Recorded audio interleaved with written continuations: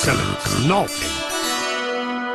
Surprise. But sex, but sex, but sex, but sex, but sex, but sex, but sex, but sex, but sex, but sex, but sex, but sex,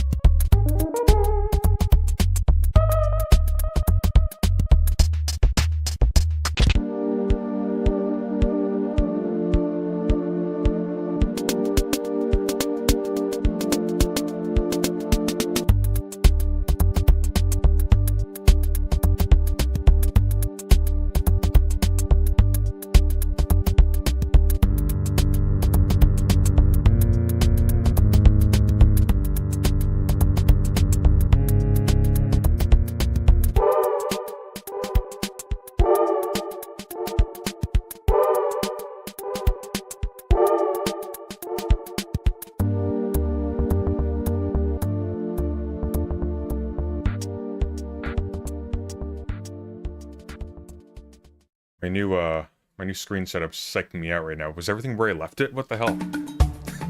What happened? Am I centered enough? Okay, we'll go with that. It's gonna take a while to adjust. I've got so much more screen space to look at over here, but it's not really centered. I wonder if I might get a third monitor. That might be too much. Although I could get one up top. Be like a war room. That'd be cool. But I like having the one centered, and this one's already a little bit off, and it's bugging me. I might put this one back to vertical. We'll see. I like it, I like this one not being vertical, though, because it means I can have documents on this side. Maybe if I turn it a bit. It'll tuck a little bit behind the other monitor. Does that matter? Yeah, I think it's fine. That's fine. It doesn't matter if the border's a little behind the other monitor. That's just my OCD kicking in. It's wrong! It's wrong.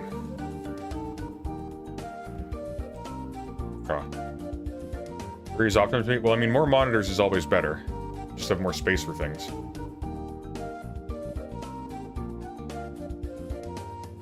But we'll see. I also kind of want to... Let's see. I want to move this up just a tiny bit. No, it cuts off right there, doesn't it? Okay. Yeah. I don't like how the top shelf just kind of like borders it. It looks kind of odd. Maybe that's just me. I'm probably just being OCD. In fact, I could probably fix that just by... Boom. There we go. That sort of solves it. Just make it a little lower. There we go. How's that? Is that good? Is that too high? Should I be lower? Oh.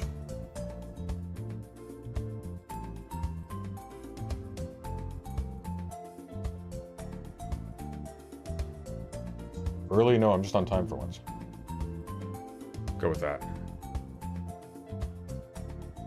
My monitor's like a 15-year-old flat screen from when I was a kid. Some of them last like crazy. I think these monitors are like 10 years old. And they're really solid.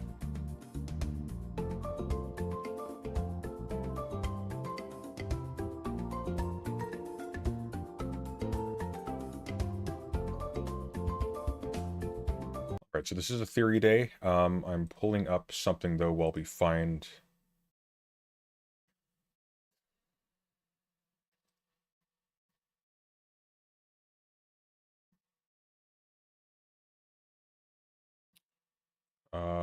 Well, I find our docs for this.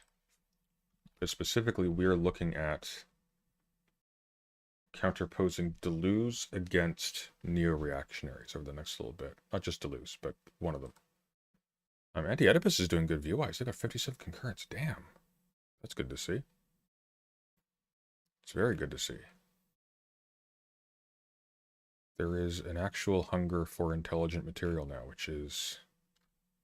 interesting. A little while ago, I wouldn't have expected it.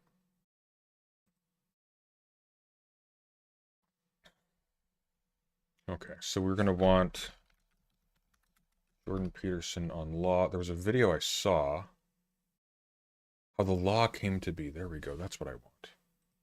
It's got a picture of Jordan Peterson in the Judge Dredd outfit, which is cute. While, though... I am getting that set up. Aiko sent me a thing. Apparently Nick Oreo's popping off on me. I don't really care, but it'll kill some time. So, let's see. This should be time-stamped.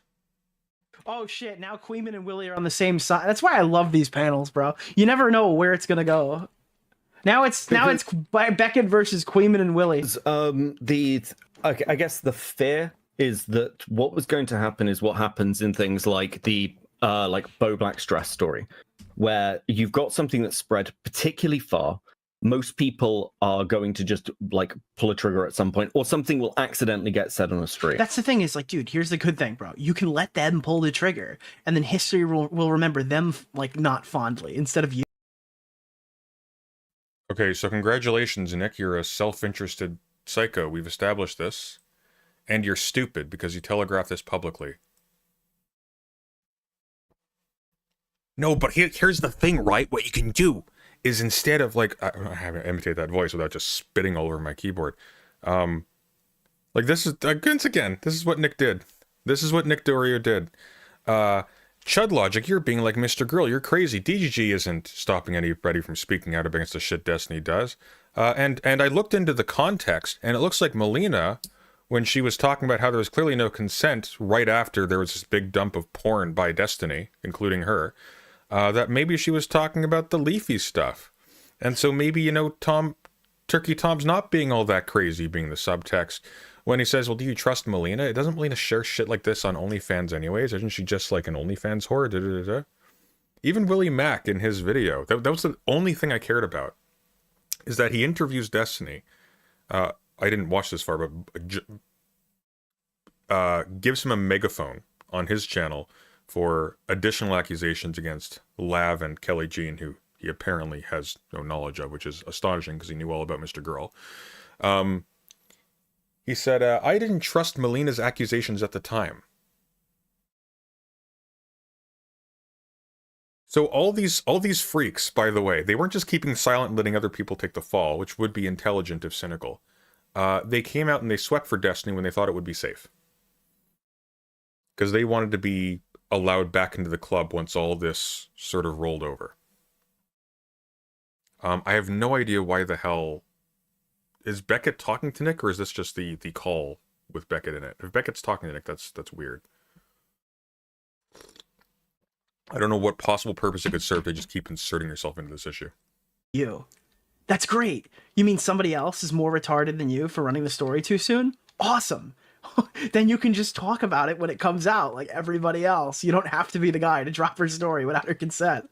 Drop her story without her consent. But you responded to them talking about it, and you denied that they were talking about that thing. You actively put up barriers to victims' voices being heard. Yeah, he's watching. I don't think Beckett's in this. So people don't understand the significance of this. Nick's saying, because remember, when Melina divorced Destiny went on stream and he said, Melina's not going to come out against me because she knows that I've got a ton of shit on her if she tries to put any shit out there on me. So she's not going to go public about anything. That's a threat. That means if Melina badmouths Destiny in public explicitly, he has stuff on her. So she says something somewhat ambiguously. Yeah, I know, the thing people are talking about, it's not, there was no consent at all. So Nick, Big Belly, Big Brain Nick, goes on stream with Chud Logic and Tom, and he says, "Well, actually, I looked up around the context, right? Because I didn't want to trust this one little thing by itself. So I looked up the context, and I found out that it's probably actually about the Leafy thing from years ago." That's actually pretty significant because he didn't just say, "I want to hear more." He applied misdirection. And then he said, I want Melina to come out more explicitly. But Melina can't come out more explicitly. Melina was threatened by Destiny. Explicitly. We have this on record. It's in my video, actually. So, just to be clear, the only reason why they're still talking about me, which is nuts, actually, at this stage. It's nuts. The only reason why they're still talking about me is because their only out is, well, everybody else is just as bad. So, you know, whatever, what are you going to do? And then everyone can just go back to normal. That's it. And they have to do this together because Nick sold out Tom by telling me, and therefore telling everybody else, that Tom knew that Melina was telling the truth when Melina accused Destiny of leaking porn without her consent. Is it possible there's a post-nup NDA? My understanding, based on, again on Destiny's words, so who fucking knows, is that there is no post-nup NDA, but that doesn't matter.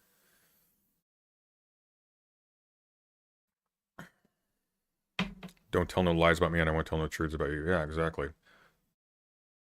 Exactly. And I'm gonna restate this again, because it really, it's stuck at the back of my mind. Nick DeOrio, Turkey Tom, and Willie Mack knew from day one that the leaks were not consensual. They knew. Willie Mack confirms it. He just says he didn't believe Melina. Nick DeOrio tells me, you could tell. You could tell they weren't consensual. There's no way this was all consensual. He didn't get consent forms from all these people that were leaked. That simply didn't happen. And yet, even though they knew, and even though they had additional textual evidence, because remember, Nick DeOrio keeps bringing up Pixie. But the Pixie conversation with Kyla, we learned about a significant while after the initial leaks, which should have been enough. You didn't need to mention Pixie to know what the right thing to do in the situation was. Even with all of that information, they were still disparaging the victims, misdirecting people from following the evidence, taking the claim seriously, and otherwise covering for Stephen, creating plausible deniability, justifying not publicly separating from him. This was a very obvious case. This was a very obvious case.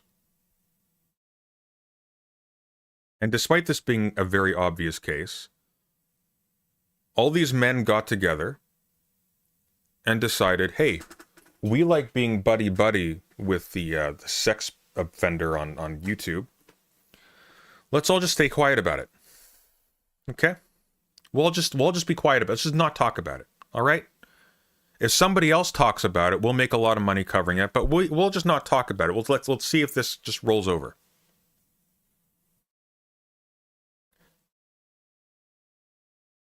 Who else have they done this for? Who else are they doing this for? How many people do you think they heard down the grapevine, hey, shit happened, and they just went, okay. Okay, guys, shh, everything's normal. We can all keep working together, okay? We're all friends here. How many times do you think this has happened? Do you think this won't happen again?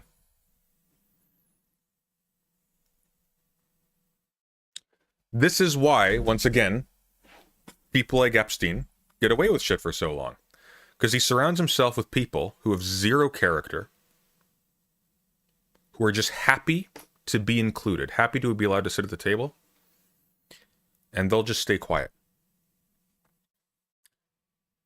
Or they'll partake, and that's an interesting hypothesis. I won't speculate.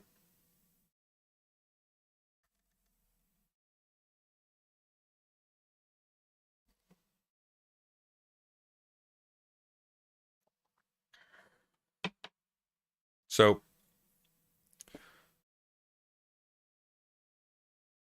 it's just pathetic. It's just genuinely pathetic. Apparently he says... Yeah, Aiko said that apparently Nick claimed that I was working on the video before talking to Nick, which is odd, because Kilo co-wrote the script with me. A significant time after the call took place, like a few days at least. The timeline eludes me a little bit, but I absolutely was not working on a video before then. I also don't know why I wouldn't have published before then either, if I was working on a video before then. It's the best of both worlds. You can talk. That's also something that Chris Weirdo was saying. I wonder if Nick got it from Chris or Chris got it from Nick. About it and not look like a piece of shit. And I cannot Who stress the this fuck enough. cares? Well, hold on. That's on that person then. I mean, this is so stupid. This is like insane. I had to rush to look bad. If I didn't rush, I wouldn't have had the opportunity to look bad. Levels of cope that you can't talk to the main person. Wait. Is he talking to Beck? Is Nick throwing Beckett under the bus? Becky, I told you. I told you. The main character smile of the at a story, crocodile. because someone might say something on a stream, but you got a time to talk to Diesel and Nick, who know nothing. Like, it's so dumb, dude. Don't dig yourself down this hole. Like, don't waste your time with that. That's a dumb point. You know that. Bro, there's no way I didn't get play of the game. I'm getting it. It's coming. Again, I'm not disagreeing with the reach and everything else. Like no, hold on. No, because I've said to you in this Yes! call, and I'm not fighting you on putting Fucking it in. play the but I game, regret not boys. reaching But you're out to giving people. excuses. You're This man is embarrassing. This is an adult. excusing yourself. This is what you're doing right Well, now. okay, hold on. This is always my problem with the whole kind of like I didn't want to over-explain things because it sounds like excuse. So I can give my rationale. We can say that parts of that rationale are bad or like it's a mistake, and I can try and own those mistakes. But you're asking me what my intentions were at the time and why I took the actions I did. I'm You not. said you edited the video of the call. Yeah, but I told him I was going to edit the video. I told him I was going to put up a section of it. When he told me, okay, fine, I'm putting up the whole call, I was like, okay, I'll put it up first, which I did. But I told him this in advance. So this was agreed upon. What I also did was I didn't point out in my video that, yeah, so Nick Oreo just fucking lied to you, by the way. Because remember, Nick Oreo told Chudlogic, you're being like Mr. Girl if you think that DGG is actually keeping people silent. They're nothing. It's overblown. Comes to me in private after I published that video. Yeah, look, I would talk about this, but I just need more because of the stranglehold he has over his audience. Okay, they'll fucking kill you. They'll end your career. It's just This is why they're fixating on me. Because they have to be the good guys somehow. They have to be the good guys in Sweeping for Destiny. That's why. Because if they were smart, they'd actually be going after Destiny right now. Why? Because they didn't just broadcast to the world that they were perfectly willing to lie to everybody to protect Destiny when it was to their benefit. These are all willing participants. These are people who covered. Willie Mack in his video covered.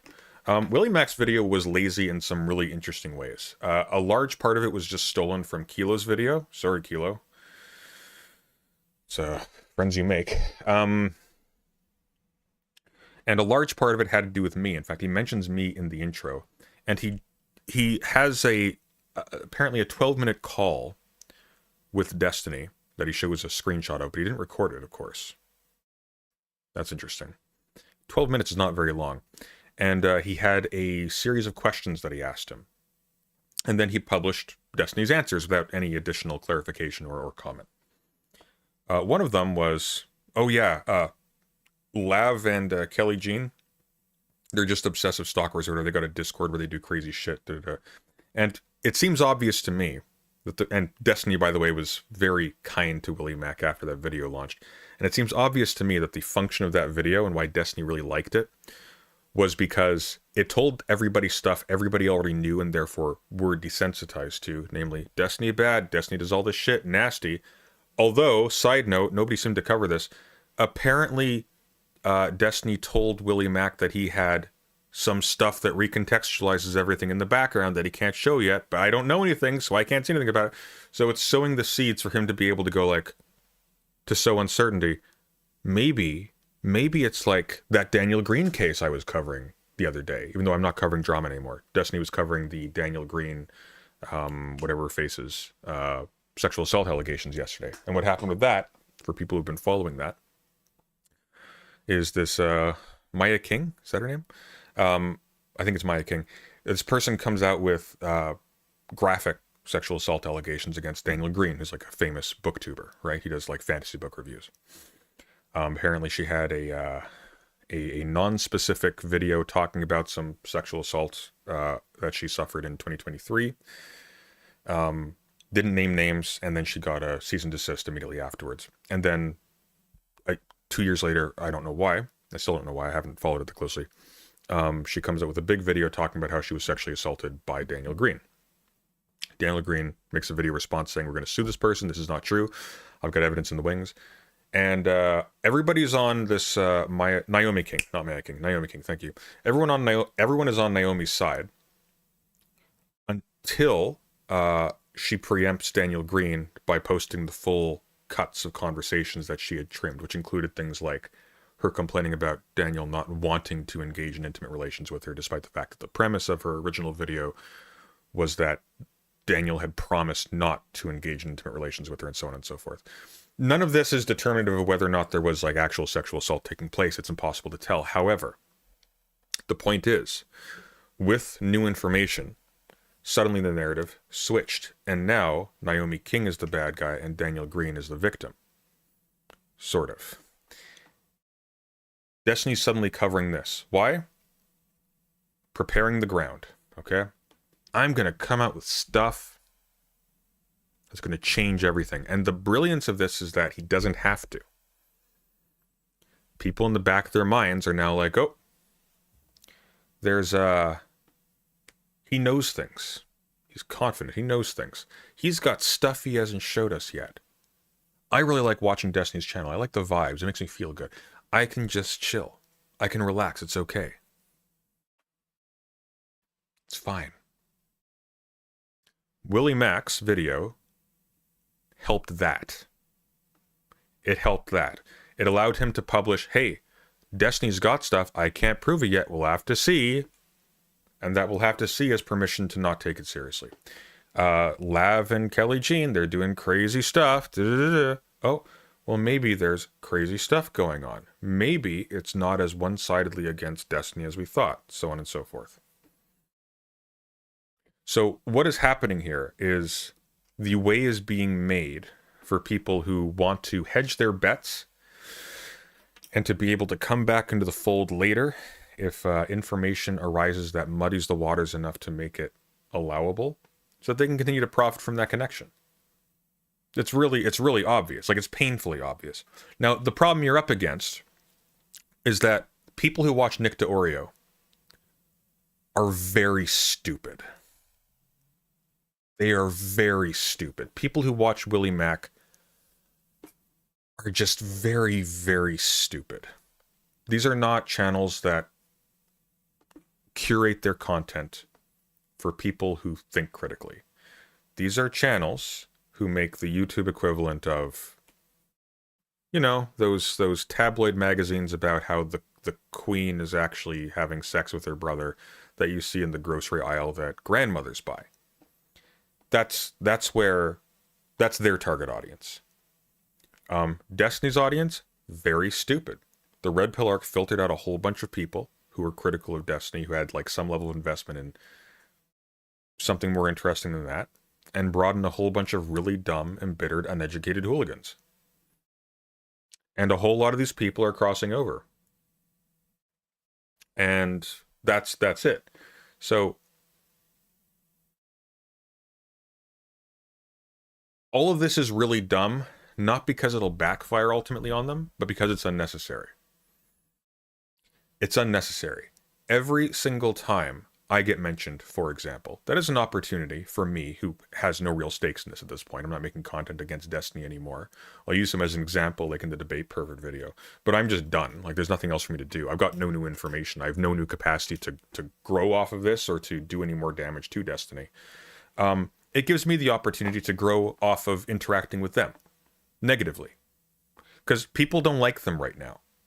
Nick DeOrio viewers like Nick DeOrio. Willie Mack viewers like Willie Mack. But you'll notice something. Willie Mack made a video targeting Destiny for about 50 to 60% of the video, while the remaining 40 or so percent targeted me. What was the cost? I'm still here. I'm fine. Nothing's changed. It's almost like it didn't matter. It's almost like that didn't have any outward reach. And then Willie Mack has to go onto a stream and explain this discrepancy. My video is old now, old news. And there have been developments with Destiny. And Destiny has been essentially unapologetic in the background. He's been mocking the victims. He's been digging up information on people. He's been acting in the manner of the psychopath we all know he is. And the video's about me. That's kind of dumb, Willie. It's kind of dumb you don't know the names of like major characters that have been involved in this for a significant length of time. Why are you doing this? And he goes on to this panel that Nick is watching, and he looks like a fucking fool. And this happened earlier, which I enjoyed. I found this funny. I found this very funny. I found this funny for a couple of reasons. But it's just wild, man. Queeman is so fucking stupid. He is defending Sunday, making up that he talked to lawyers. Lol, lol, lol, sweep, sweep, sweep, cope, cope, cope. All these retards think they're bullies, but the minute... What the fuck is a smaggle? But the minute Smaggle apparently owns him, he has to kick him and cry. They literally are making up that I have editors. They're making up that but you do have editors. Remember when you were in that call with me on JStock because we were talking to Doomer Media, who was your editor?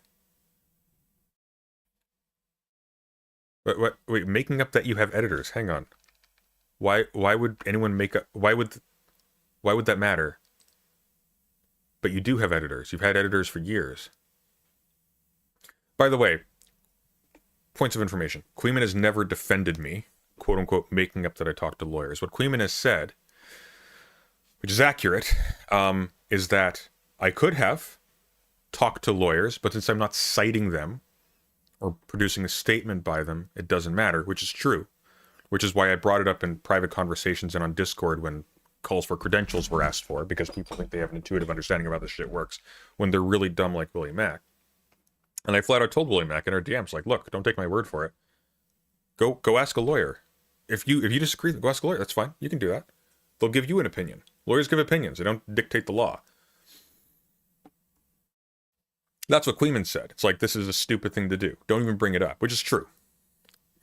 Even in a conversation that's private, don't even bring it up. There's no point. My video didn't leverage a lawyer's opinion. Doesn't matter. Queeman actually went out of his way to say, like, look, I like Willie Mack, okay? I just don't know why I'm hearing him talk about shit that he doesn't care enough about to know about. Like, he went on a little bit about how, like, Willie Mack's jumping in on the Hassan and Destiny stuff over Israel-Palestine, but he admits he doesn't know anything about it and doesn't care to know anything about it. Why is he doing this? Just do your drama shit. Do stuff you care about. And now he's here attacking Queeman and calling Queeman stupid because Queeman passively, patiently, with minimal effort, just stomped on him. And it was beautiful.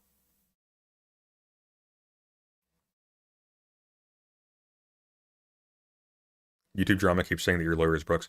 There is a weirdo in Spicy Chat called QQ who claims to be a lawyer, who is obsessed with me and has made multiple alts posting stuff on YouTube drama. That's why all of those posts are by suspended accounts. You can tell because he's also obsessed with Brooks and he thinks that Brooks is the lawyer I talk to, which is not true. I talked to a family member and a family friend, actually. But you'll never hear from it. It doesn't matter. But that's one guy. That's one guy. And I know it's him because he's been obsessing about Brooks's NFT game thing. And he's also been saying that I threatened him, which I've asked for clarification on, and he hasn't provided any clarification. And then as a joke, because I was blocked, I posted in DMs that he didn't receive because I'm blocked. I posted a screenshot in Spicy. It's like, if you don't concede I was right all along, I'll hunt you down and gut you like a fish. Which, if you'll remember, is the answering machine from Jim Carrey's The Grinch. So, the biggest scandal is that I'm completely unoriginal.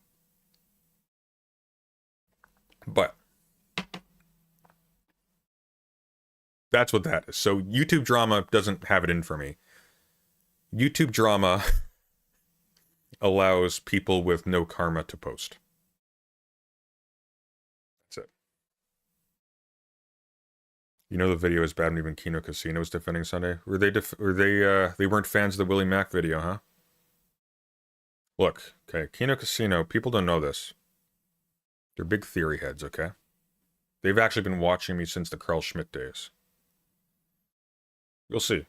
Okay, we're going to be one season into my podcast with Brooks, which I think we're settling on. He wants to keep partial objects for his channel. I think we're settling on Fundamental Discord, which is great, because it means the Discord can be the Fundamental Discord.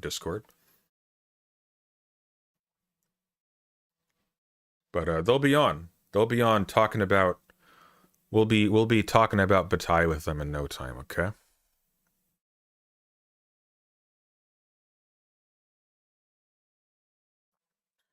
People don't realize that the K at the beginning of Kino Casino actually stands for critical theory. Brooks is not a lawyer. No, he is not. Brooks is definitely not a lawyer. Fundamental Discord, I thought was about films. We're just doing like philosophy, political commentary, and film stuff. We're doing it all. Yeah. You did make it up though, right? Nope. But it doesn't matter.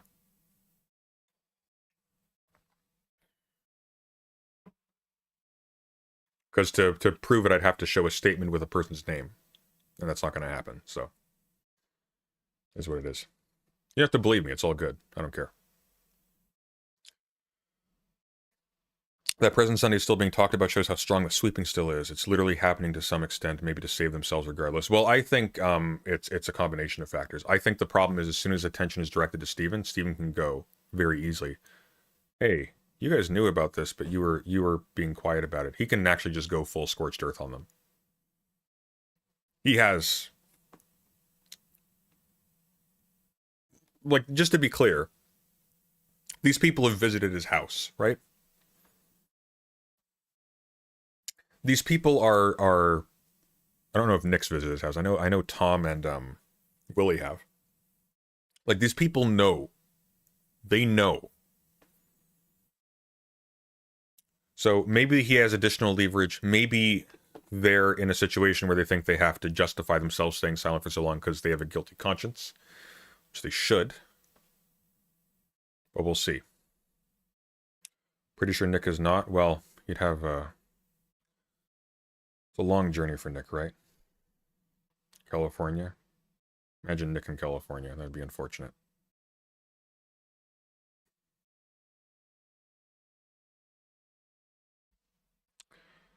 All I'm saying is Destiny has cameras in his house. Just saying. Just saying. Anyways, we're not going to go too much farther into this. I want to get into the saying that those are like stuff. Perfect actions, Willie. I'm agreeing with you that there are issues, but they also weren't made like... I think Beckett held himself okay in this conversation, but again, he's trying too hard to be people's friends. And he's... I'm not going to say too much, but he's watered down his positions on some things. I think it's a mistake. I think he needed to stand his ground and just back off. I think trying to be everybody's buddy is always a mistake.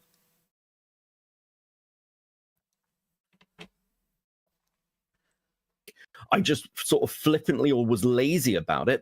I disagree with your rationale there. It makes no sense. It's sad reading silly comments and people thinking he's actually a good researcher. Again, very stupid audience. What is the evidence for Willie Mack being a good researcher? He made a video essay.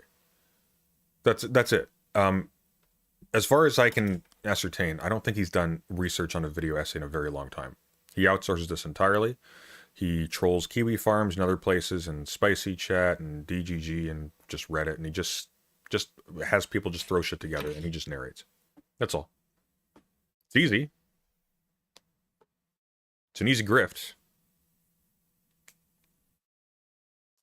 No shade there. Easy way to make money. But this man is not competent. He's not smart. Even in his conversation with Beckett, he published a bit of his interview with Beckett. And the entire time, like, you can tell he's not just not engaging, he doesn't have the capacity to engage.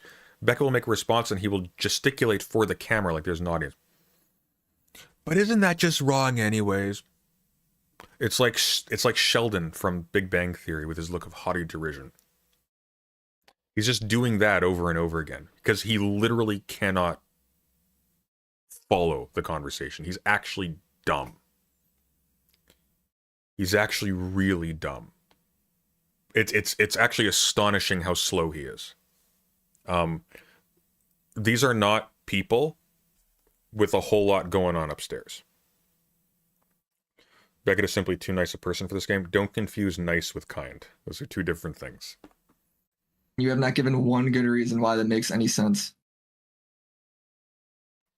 Look, and I think that should just be it. It should just be like, yeah, no, that was stupid. And that should just be yeah, the end why of the conversation. fuck, dude? Beckett. Okay, well, Beckett, why the fuck are you on stream arguing about this? That's a good question, Nick. That's what I was wondering. Just get off the stream, bro. I don't get why he's saying any of this other shit. Like, it's just makes no sense to Just get off the stream. You Don't think let... Becky isn't kind? I'm saying don't think Becky is innocent. He's not stupid. Okay? He knows what he's doing. Let him speak. Let him stop. Dude, Willie is fucking... Doesn't necessarily mean it's a good idea, but he knows what he's doing. Willie is taking scalps right now, bro. okay, well, like, again... I really don't think Willie's taking scalps right now, bro. I don't want to fight with you, man. This sounds like me talking to Max. Just shut the fuck up. Like I mean, it's no, dude. It's fucking YouTube. We're all gonna be log off this call and it'll be fine, right? That one didn't age quite so well.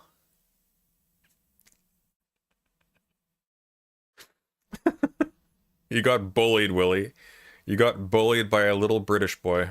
Hank! Hank, get off the stream, Hank! Why are you laughing at? That's not funny, Willie. You're whatever your name is, Nikki. But I just don't. I Who's the don't woman get on what the you're call? doing on any level here It's Mrs. D'Oreo.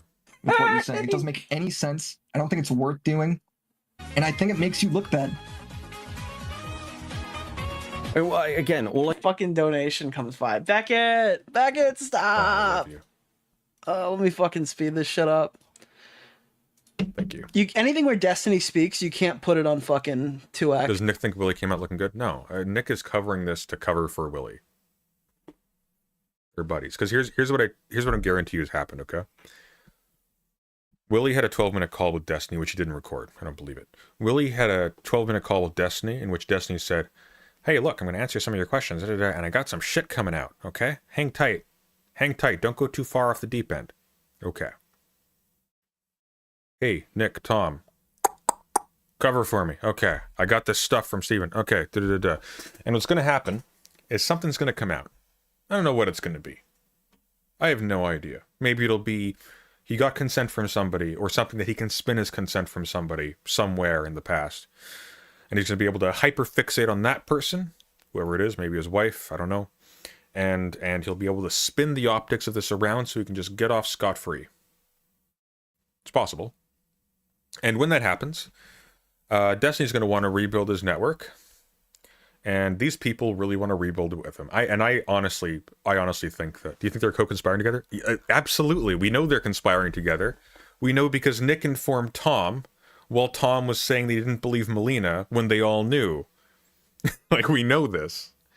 They're just very stupid. They're just very stupid. So, like, we know they do this. We know they talk with each other. It doesn't matter. But I think what's happening is they're all just staying at a hum so that they can be useful if Destiny comes out with something compelling enough to reorient the field. And then they can just quietly just start showing up now and then. Hey, I just wanted to ask you a question about this. Hey, I just disagreed with you a little bit about this. And then maybe they show up for a little bit longer and a little bit longer until eventually it's normal again. That's how it works. Because the audience doesn't care. These are not people who give a shit about truth. They're not people who give a shit about justice, yada, yada, yada. They do not care. These are people who are there in their living rooms by themselves, jacking it, listening to a fat man laugh at his unwell friend embarrassing himself online for extended periods of time. That's it. That is it. It's gross. These people are in hell world. They don't realize it because this is their natural environment. These are bad people. But yeah. Oh, Tyler's just jealous. I love how Tyler said that Sunday's video was dog shit, but clearly Sunday's video worked well enough to produce this response from these people. Here, okay, regardless of what people think about the extortion angle, I want you to think about this, okay? Nick D'Oreo, I asked him, hey, you know what, you saw the DMs, right? You know what was being angled for there. Oh, she's definitely throwing a lot of blackmail in there for sure. A little bit of blackmail, yeah. That's before there's any recording of me referring to that conversation as blackmail or as extortion. He said it first. So this is what would have happened, by the way. Okay? This is what would have happened. If I had published my video without that section, or if I had not published my video, and Beckett had published his video instead, he would have called it blackmail. He would have just flat out called it blackmail. In public. Without any prompting from me. And I know this because he said it to me with no prompting from me. So let's be clear. These people do not care about the victims. As a matter of fact, they hate the victims. They hate Melina. They hate Pixie. They hate all of these women. They probably don't hate the men as much. Possibly because one's Tom, but I speculate. They hate these women because they ruined the party. Blackmail sounds less rough than extortion. No, it doesn't. Blackmail sounds worse than extortion. Also, blackmail is a specific kind of extortion. But anyways.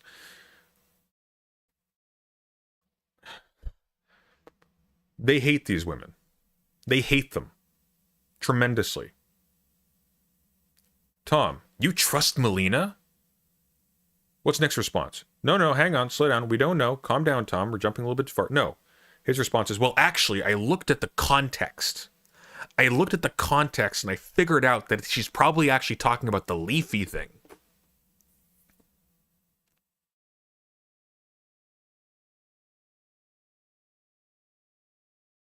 So, like, these people would have continued to sweep forever. And not just sweep, they would have actually put down the people who were coming out with the accusations. And I guarantee you, if Cherry came out with her accusations without this context, without the context of my video and Beckett's video and the response to it, they'd be laughing at her too. You got proof? Show us. Oh, you can't. Oh, convenient. That's where it would be. That's it. Because here's the thing, and this is the one thing that I will give as a eternal victory to the anti-SJW YouTube crowd. Okay, there is nobody more misogynistic than a YouTube feminist. As a general rule, a YouTube male feminist. Nobody hates women more. Oh, we care so much about the victims having control of their story. Victim comes out claiming that there was no consent. Oh, but I think she was actually talking about the Leafy thing, and I need an explicit statement from this woman who is just threatened by her abuser that he'll go public with dirt on her if she says anything against him. Who's a millionaire, by the way.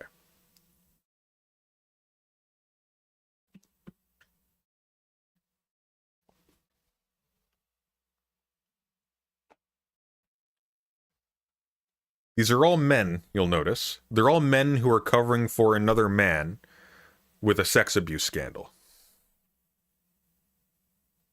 And now all of a sudden, after covering for a man with a sex abuse scandal, by the way, not the only one he's had. There was the Anna case. There were all those other things before. Those didn't matter. Those didn't matter enough. But this one was obvious. They were covering for it. And now all of a sudden they're covering it for it because they care about the victims. Even though the last victim that came out, they either flat out said she's untrustworthy. We don't believe that bitch. Or misdirected. Oh, actually, I think I looked at the full context, guys. I nicked a Oreo, okay? I look the way I do because I live the life of the mind, and I was doing an investigation, and I collated all the different clips from elsewhere, and I realized she's talking about a different case. It's okay.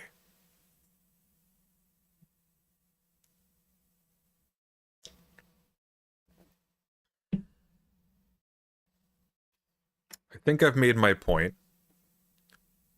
Eat a salad, Nick.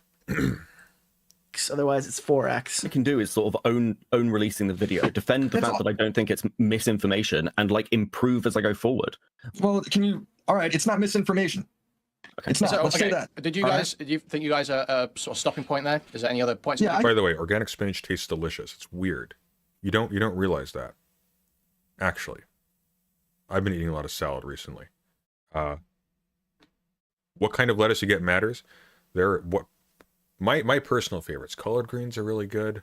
Arugula is weirdly good tasting. I didn't realize I liked leaves so much until this year. I think we've covered this in our own call already. So, like, Well, I mean, it's good to get it on my stream anyway. It's good for me to get the content, boys. All right. I'm surprised. Fat shaming? No, this is dietary advice. From one man of girth to another. Which I agree with, Base, because now I get the content. I think that everyone should keep talking. A person. We're like, Who is Bunty King? Willie, Nicholas Diorio? Nick, taking scalps isn't PC. We say taking 4 skins now. Great. Is that what they say in fucking... Never mind. I'm gonna get myself in trouble. I don't know how, like, if you're pressed for time or if you just don't want to do it. You have GERD? Nope. It's totally No, fine. I'm all good. Jason wanted to just come on and ask questions. Bro! Another one! If you were okay sure, with that. sure. Yeah. Hop 'em in. Jay Stalk, if you want to jump on, if you're still watching. No way! Sure. And as I say, I like the video. I think the video is fun. I'm obviously just going to get Oh, questions about it shit! because of what's included. Hello. Of course you will. Oh, here he comes! Jay Stalk?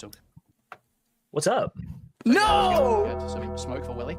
Yeah, what you got? No! Yes! Smoke? I don't know about smoke. I just think I don't Yes! really like the idea that What's you can going hear on? Destiny's statement without looking into any of it when he is explicitly like kind of when he's a reputation for denigrating his victims. I think one that you go into, if I'm not mistaken, how he sort of crazy makes his victims in a lot of I cases. was saying, dude, this stream is literally like a WWE event. Like, everybody just keeps popping into the call, dude. It's like another one.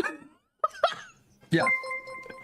So like, Oh, he I does it think with Kelly Melina, Jean he does it with absolutely has, like, Monumental stream tonight, yeah, I think Queen Kelly Jean absolutely Love has like, this. kind of some Willie reason to be upset that she would just Yeah, like stuff. we're watching the Royal Rumble of fucking Destiny fucking fights. Because I think the thing that upsets her is she hangs out in DGG and Jason's faces, and people still take Are Destiny's you number 30? opinion seriously. And some He's playing the bell of the Undertaker like Willie is a badass. Willie was embarrassed in this conversation. Like, he was trounced by everybody. It was astonishing. I've never seen Kelly Jean take a win like that before, okay? Look.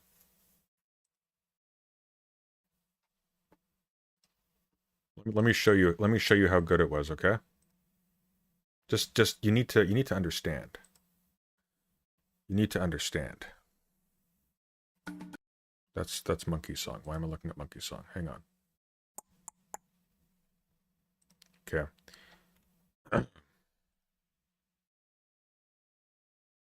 Kelly Jean won that interaction, which is a statement from me.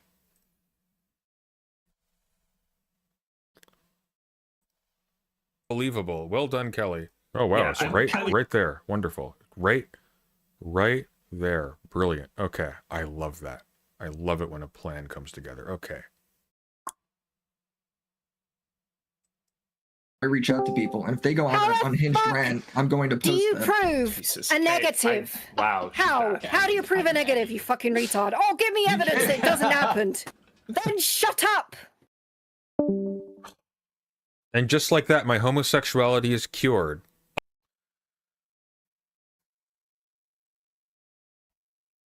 It's a gift.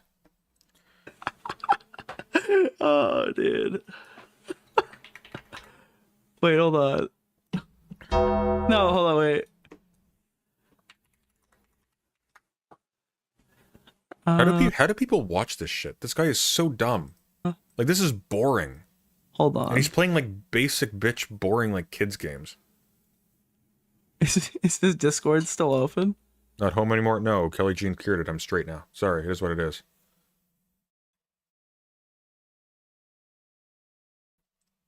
No.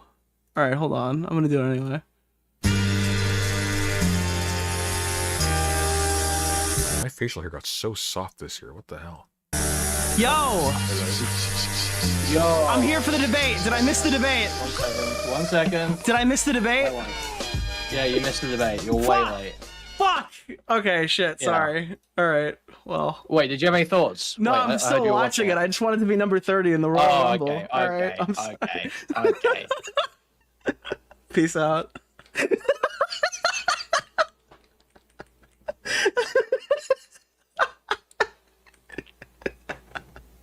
those spaces, and so you air that statement, and this- people will take is that this as it? fact. Is this And I it? think Well, there I probably should be aired some kind of this- Is correction. there more, or is this all you wanted to There show to me? be Okay. like, I aired Destiny's statement. I don't know if it's true or not. I think I even say like Okay, I'm done.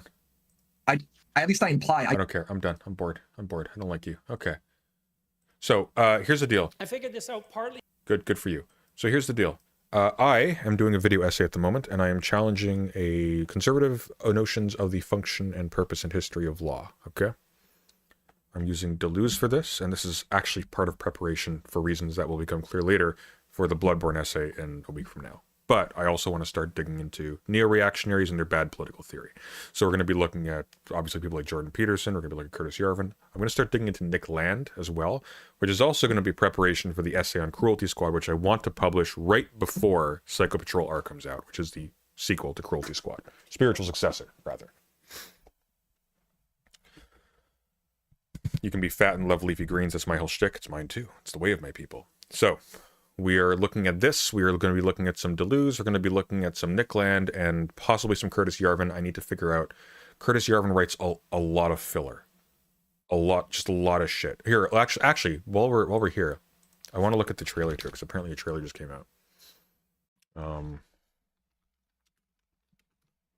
actually so excited for this, guys. You have no idea. I am so excited. There's a new one. Okay. So this is Psycho Patrol R Early Access trailer. I will be getting Early Access. Pardon me.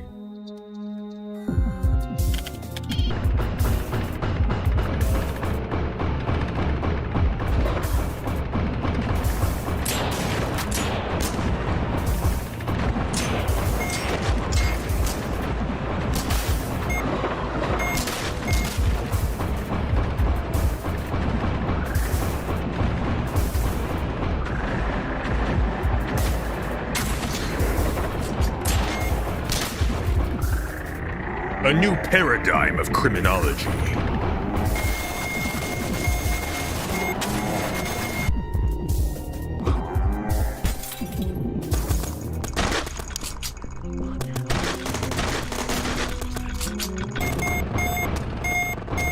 So, for anybody who is familiar with Nick Land at all, if you've read, for example, Meltdown, you'll recognize, like, the tone, okay? This is how Nick Land writes in his shit phase. Beyond the judgment of God, meltdown, planetary China syndrome, dissolution of the biosphere into the technosphere, terminal speculative bubble crisis, ultra-virus and revolution stripped of all Christian socialist eschatology, down to its burn core of crash security. It is poised to eat your TV, infect your bank account, and hack xenodata from your mitochondria. He does, like, he does weird theory science fiction, which is Brooks hates, apparently. Hey, Brooks. Speak of the devil. Excellent timing.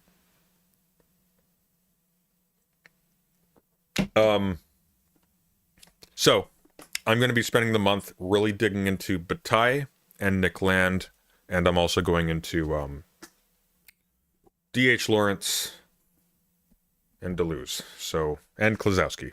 We've got... You can actually eat Glumbo coin, okay? So we've got stuff. Brooks told us we should say fuck you. Yes. Yes, and fuck you too.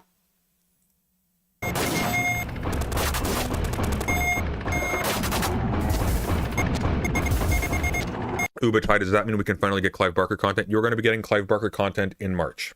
Mid-March, before the Cruelty Squad video. Okay? And indeed, that's how it will happen.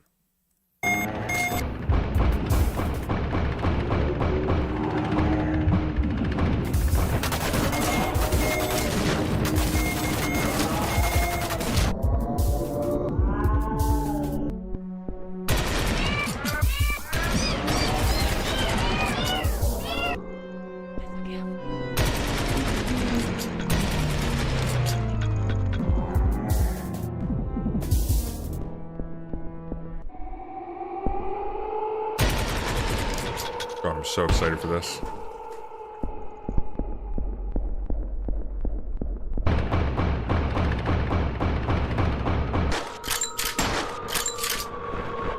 So, basically, Nick Land the game, okay? There's quotes directly from Bataille in Cruelty Squad, which is the game that this Consumer Soft Products came out with before this. Nick Land is literally in the game. What game is this? This is Psycho Patrol R. It's the next game by the guy who did Cruelty Squad.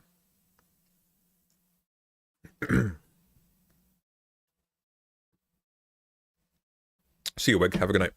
So,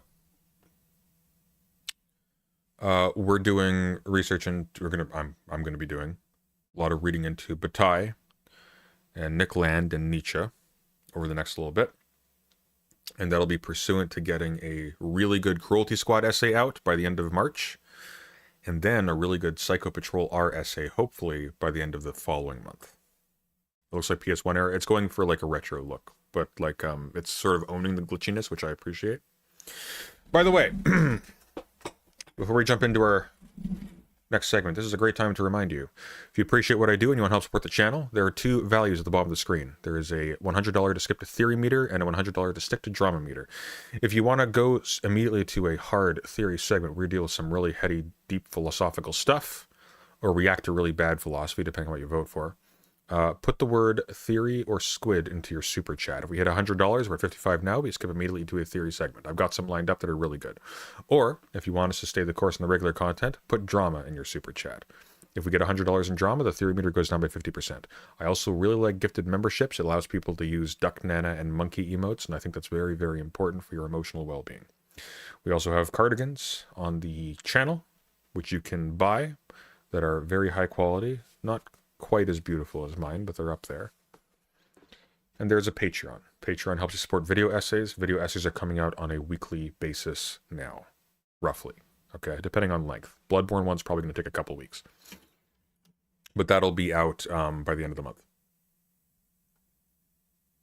All right. By the way, we only have 59 likes, which means a bunch of you were brave enough to dislike the stream, and well done. But also the rest of you are weak for not clicking either. So shame on you. Let's get into this. Origin of law, how the law came into be, Jordan Peterson.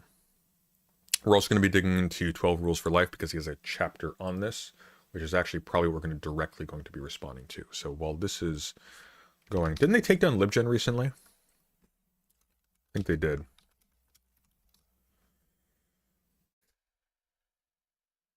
There we go. That's an EPUB. I want a PDF. There we go. That'll do. That'll do.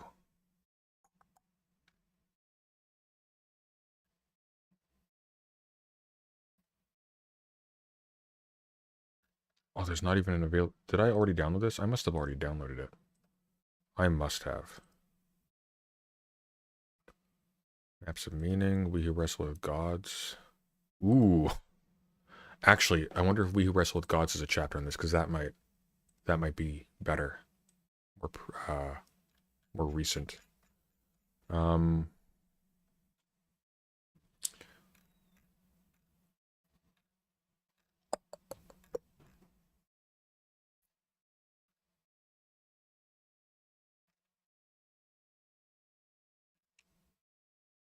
The Commandments is explicit revelation of custom. The subsidiary stage alternative to tyranny and slavery. We went over that before.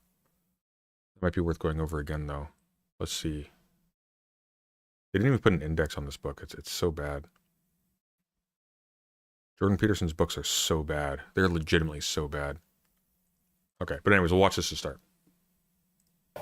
I figured this out partly, again, by reading Jean Piaget, because one of the things that Piaget said about kids was that they first learn to play a game, but they don't know what the rules are. Meaning that if you have a bunch of kids together, they can play a game, but if you take one of the kids out of the game when they're young, say 6, and you say what are the rules, they can only sort of give you a representation. So you take 6-year-old 1 and he'll tell you some of the rules, and 6-year-old 2 will tell you different rules, and 6-year-old 3 will tell you different rules, but if you put them all together, they can play. So they have the knowledge embodied either individually or in the group. The knowledge is there to be extracted. Well, then they get a little older, they can extract the rules. And then they start to play by the rules. And then Piaget's last step was, well, it isn't just that kids play by the rules, it's that they learn that they can make the rules. And he thought about that as moral progression. First you can play, then you can play by the rules. Then you learn, maybe, because he didn't think everyone learned this, that you're actually the master of the rules. That doesn't mean the rules are arbitrary, but it means that you can be the generator. It actually definitionally means the rules are arbitrary, but okay. And some Noir, thanks for the $5 US. Advice for Jordan Peterson, do not take 6-year-olds. Oh, I don't like that. Of the rules, assuming that you know how to play the game. And he thought about that as a moral progression. And then I thought, well, that's exactly what happened to Moses in the story of Exodus, because Moses is out there leading all those Israelites. What's he doing with his fingers? Like Jack Sparrow. Around, and like, they don't have a law, they don't have a lawgiver, they have a tradition, and they're all like crabby because, well, they're in a desert. It's like they were in a tyranny, but now they're in a desert. It's like, that's no improvement. So they're really getting pretty bitchy about it. And so they're worshiping false idols and having one catastrophe after another. And they get Moses to judge their conflicts. And so he does that for God only knows how long. Forever. Crabby Israelites come to Moses and bitch at him. It's like, well, he did this and she did that. And so then he has to figure out how to make peace. And he does that so long that one of his, I think it's his father-in-law, tells him he has to stop doing it because he's going to exhaust himself. Well, then you think, well, what's happening? Well, and I'm not assuming that this is like a literal historical story. I think, again, it's a condensation. Well, any group has a set of customs, just like a wolf pack does. And so then the customs are being manifest, and someone who's a genius is watching and thinking, okay, well, what's the rule in this situation? What's the rule in this situation? What's the rule in this situation? And then in his imagination, the rules turn into a hierarchy, and then he goes up on the mountain and he goes bang, and he thinks, oh my God, here's the rules that we've been living by all this time. And that's the revelation of the commandments. Well, and you think, well, how else could it be? You think the rules came first and obeying them came second? It's like, no, the rules come first. Sorry, the actions come first. The obeying them comes first. And then you figure out what everybody's up to and you say, hey, look, this is what you've been up to all along. And everybody goes, oh yeah, that seems to make sense. And if it didn't, who would follow them? No one was going to follow them if they don't match what's already there. You just think about that as unjust. And so that's portrayed here as a cataclysmic human event. It's like, oh my God, we've been chimpanzees. We've been in this hierarchy of authority for so long. We have no idea what we're doing. And all of a sudden, poof, it burst into revelatory consciousness. And we could say, here is the law. And you say, well, is it given by God? Well, hey, it depends on what you mean by God. We could start with that presupposition, but it's not like it just came out of nowhere. It took and this is something else Nietzsche observed so interestingly. And he said, you know, that a moral revelation was the consequence of a tremendously long process of initial construction and then formulation. Thousands and thousands and thousands and thousands of years of custom, of building custom, before you get the revelation of the articulated law. And that's a description of the pattern that works. And let's say, well, what's the pattern that works? It's the game that you can play with every... Yeah, that's what Nietzsche was doing. That's what Nietzsche was doing. He was making the Edmund Burke argument, okay? Look, guys, it took a really long time to build this shit up. Hold on to everybody else day after day with no degeneration. And that's another thing Piaget figured out that's so brilliant, and that's his idea of the equilibrated state. It's an extension of Immanuel Kant's idea about... Sunday, as of the time of the release of your video, was there any evidence Pixie's asks of Destiny were communicated by Pixie's lawyer, or was there any mention of civil legal liability? Not that I've seen. A universal maxim, right? Act in a way so that each action could become a universal... I don't know. Just not that I've seen. ...universal rule. That was Kant's fundamental moral maxim, and Piaget put a twist on that. He said, no, that's not exactly it. It's act in such a way that it works for you now and next week and next month and next year and 10 years from now, and so that while it's working for you, it's also working for the people around you and for the broader society. And that's the equilibrated state, and you could think about that as an intimation of the kingdom of the city of God on earth. It's something like that. And it's based on this idea that a morality has to be iterable. And, you know, there's been lots... Morality has to be iterable. You're talking about law, sir. That's not a morality. Lots of simulations online already. Morals are customary. They aren't legal. Artificial intelligence simulation. That's why laws stop being enforced, for example, when morality sort of moves past and leaves it behind. Like, for example, it was illegal, very illegal to have possess pot in my country for a little while, until recently, relatively recently. But largely, police didn't bother with people who had it. They didn't really fuck with them. Of trading games. Right, I mean, the people who've been studying the emergence of moral behavior, say in artificial intelligence systems, have already cottoned on to the idea that one of the crucial elements to the analysis of morality is iterability. You can't play a degenerating game because it degenerates. Like, obviously, you want to play a game that at least remains stable across time. And God, if you could really get your act together, maybe it would No games remain stable across time. slowly get better. And of course, that's what you'd hope for your family, right? That's what you're always trying to do, unless you're completely hell-bent on... Nietzsche is not a philosopher of, guys, we need to do the stuff that's stable, okay? He's actually kind of the opposite. Revenge and destruction. It's like, is there a way that we can continue to play together that will make playing together even better the next day? That's what you're up to.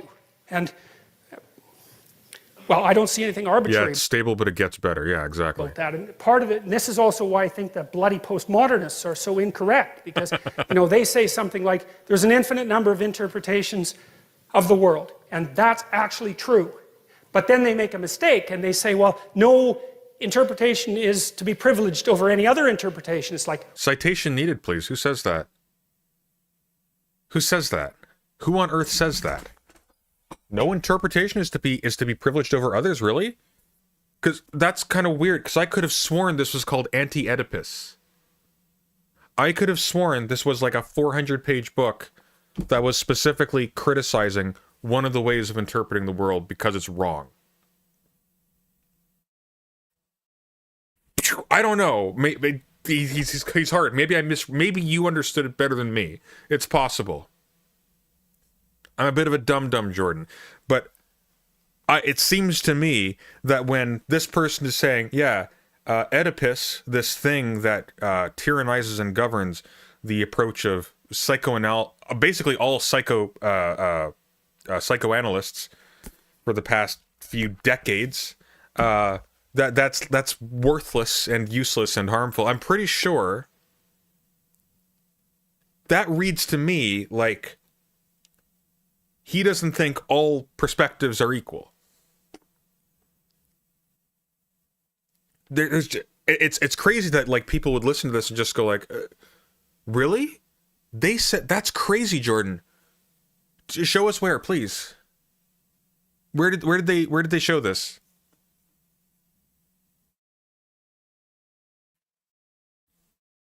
Where? And he can't, because here's the grand irony of it. These guys ain't postmodernists. Foucault, not a postmodernist. You want to know why? Because postmodernism isn't a philosophy.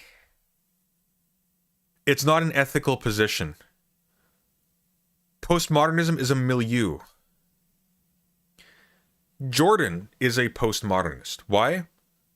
Because he legitimately will disregard all rigor and all methodology and make blanket claims based on literally nothing but fantasy, and will silence people who disagree with him. When was the last time you saw Jordan Peterson debate with somebody who disagreed with him who wasn't like a plant? Like a Stephen Bennell or something, where the only conversation he's capable of having is vaccines or something like that. And I mean that seriously. One of the things that I personally have long hated about Destiny the most, and not just Destiny, also people like Joe Rogan and whatnot, is that they will use their position as critics or as skeptical outsiders to give undeserved credence to people like Jordan Peterson as a kind of currency in exchange for bringing them on. And it goes like this. Yeah, Jordan Peterson's crazy on the political stuff, lost his mind in Russia or whatever, but he's really good on the psychology stuff. Like he's 100% there. Destiny said this. He's like really good on psychology. Why do you think so? How do you know? Moreover, why do you think you'd be able to know? You don't have an education in this. I haven't seen you engage with this material. Why would you presume to know what a grasp of psychology looks like? By the way, he's terrible. That's why he's not used by anybody. That's why nobody builds off of Peterson's work. It is sterile. It is worthless. He misinterprets and simplifies every single person he engages with. He's awful. What he is charismatic to people who are uneducated, which is one of the reasons why there's a ton of recorded material from lectures where he's just preaching like it's a sermon.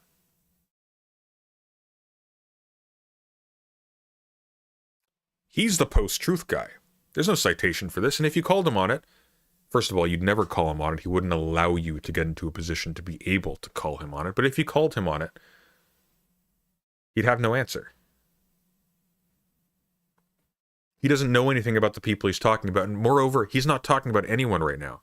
Ask him which postmodernist he means. Which one does he mean? I can't think of a single modern philosopher who just flat out goes, yeah, nothing matters. Everything's based on your opinion, that's all. Nobody does that. See, this guy, these guys rather, including the people they're criticizing, by the way, these people actually read Nietzsche and took him seriously. Jordan Peterson read Nietzsche and uses him as window dressing. Why? Because there's a side grift going on right now, a little cottage industry of people who take philosophers who are typically associated with either the Enlightenment or with critiques of Christianity, the uncomfortable philosophers, right? And they will use them as window dressing to make it seem like there's something interesting, dark, and mysterious going on when they toy with the idea of traditionalism and religion. So Jordan Peterson does something very cynical. It's probably one of those evil things he's done, and I'll show you what I mean.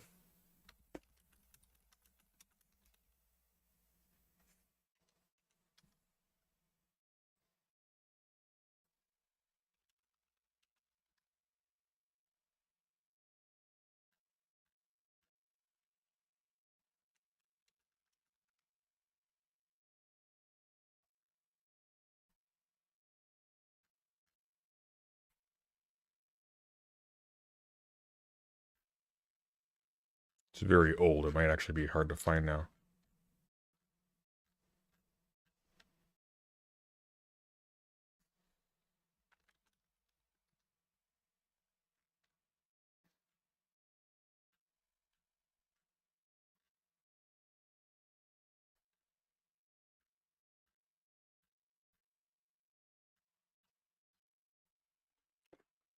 At the very least, I can tell it's the right one because he's just physically melted since then. Whatever drugs they gave him in Russia destroyed him. So much fluff here.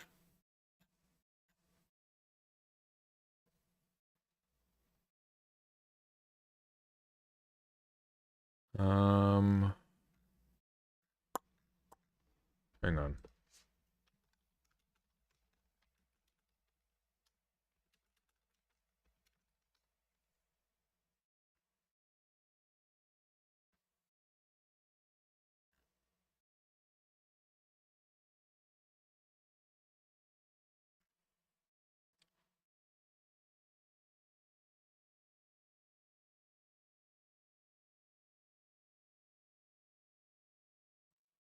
You actually can't find this shit anymore. It's actually crazy. You can't find his old stuff. There's just so much fluff. I don't even know how to find it. I should have saved it years ago. I didn't think I'd be running a channel then, so I don't know. We'll find it. But anyways, he was asked something to the effect of like, Jordan Peterson, he would ask questions on his channel. Do you believe that Jesus was the Son of God and resurrected, right? It's an audience question. He looks at the screen and says, I don't know. I don't know. Now imagine if the question was, do you think Muhammad had a vision of an angel? Do you think Zeus lives on Mount Olympus? Do you think Xenu exists, etc., etc.? He would not give that answer. And the reason he would not give that answer is because he knows that his audience largely would find those people silly. So what is Jordan Peterson doing? Jordan Peterson is telling his Christian audience that is anxious and hungry for validation. Hey, I, this person who reads all of these serious people that scare you, these atheists and whatnot, like Hume and Nietzsche and people like that, I think it's possible. And now they can feel good. And there's a little cottage industry about this. People have been doing this for a little while. One of the reasons why I really don't like Alex O'Connor is because he's played with this too.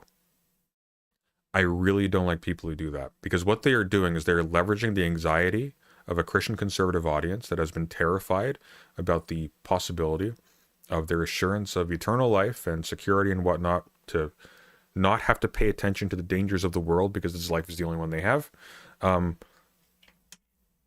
It gives them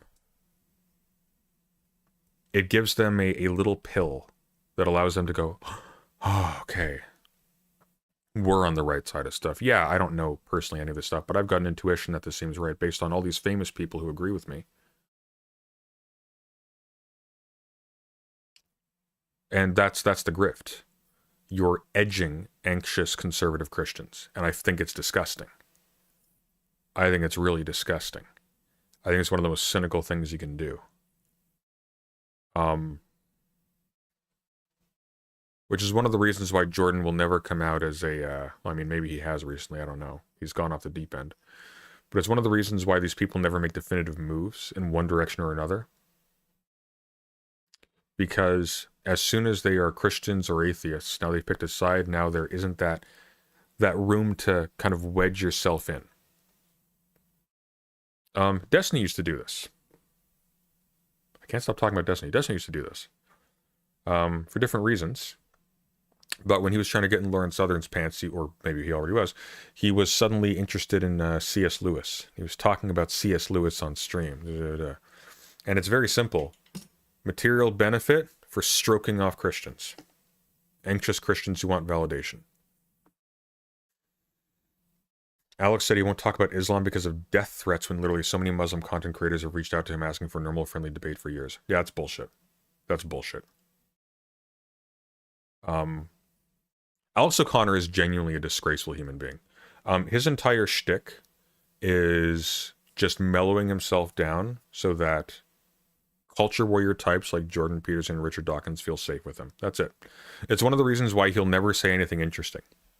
Because all of his energy is going towards talking in an ASMR-like fashion, like this, as if he is the cartoon caricature of a thoughtful person that you would see on television. And that's it. He's a cancer. He's a pustule bubbling up from a wider cancer. But these people are responsible for making people stop learning. That's what they do. They give people excuses. Stop thinking, stop learning. Just settle here. It's cozy and warm. Wrong. Wrong. That's where things go seriously off the rails, because thank you, Jordan. I agree. The interpretation has to be, and this is the Piagetian objection, is like, if you and I are going to play a game, rule one is we both have to want to play.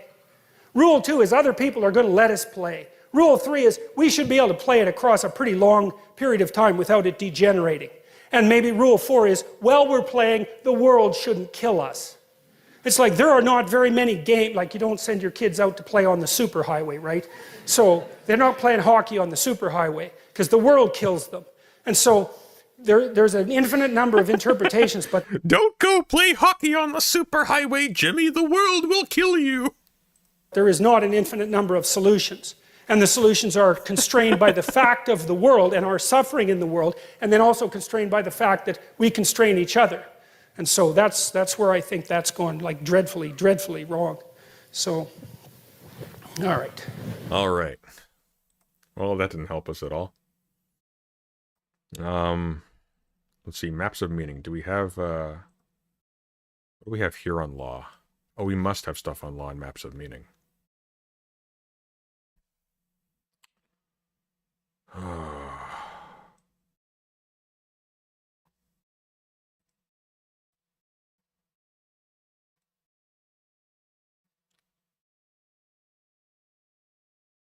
Whoa, that's big.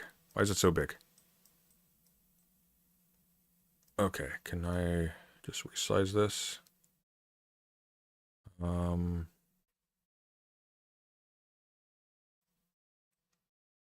that even go? Oh, and now it's just gone. Okay. So, no, that's the wrong thing. What if I reset the transform for this? There we go. That's more like it. Okay, that can work. I can work with that. Okay, so. And boop. Le boop.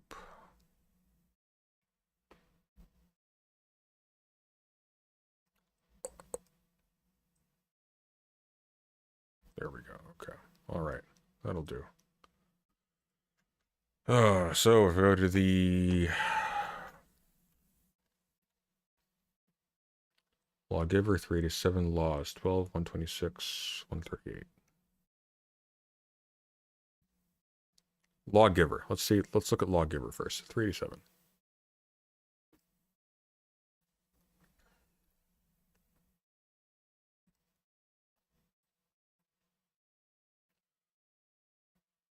The great father, positive aspect of history, protects man from the terrible mother. He has civilized order, education, and wisdom embodied and represented. Wow. This is wonderful. An integrated personification of all those heroes who have come before and left their mark on the quote-unquote brackets cultural behavior of the species. He is ritual model for emulation, good king, wise judge, man of courage, of action, of art, of thought, insofar as he represents particular specific patterns of action. However, he is the enemy of possibility, of life in the present self, of the hero, and is therefore necessarily captor of the spirit, embodiment of the tyrant, the bureaucrat. Why the bureaucrat? This is history as the terrible father, dead weight of the past, crushing mass of narrow, bigoted, ill-informed opinion and popular prejudice. This is the force. I should probably move this over here.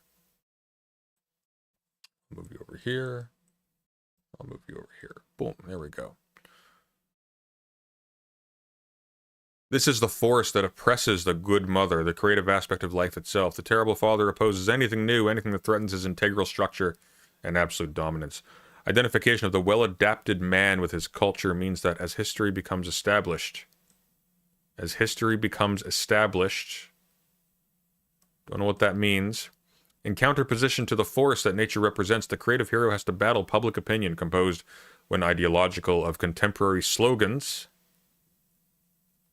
battle cries of the dead, as well as if they're contemporary slogans, are they battle cries of the dead, as well as the forces of the quote-unquote natural unknown. The hero is an enemy of the historically determined structure of values and assumptions. No, he's not. Because he may have to reorder that structure and not merely add to or maintain it. To deal with what still remains known. In that process of reordering, unfortunately, if he's using a Greek myth for this is really bad. In that process of reordering, unfortunately, he risks exposing himself and all those well-adapted men who identify with and maintain that culture to the terrible forces of the unknown, to mortal anxiety and dread, to fear of the void, to terror of insanity, physical destruction and annihilation. These ideas are dramatically presented in Dostoevsky's The Grand Inquisitor. That's a modern novel. Who cares? Seriously, it's a modern novel. You're making a... You're not talking about modernity. Like, what?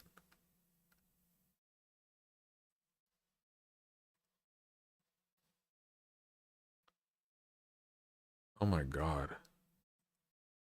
Alright, so... This is why this is interesting to me right now, okay? Whoa, why is that cut off like that? Hang on.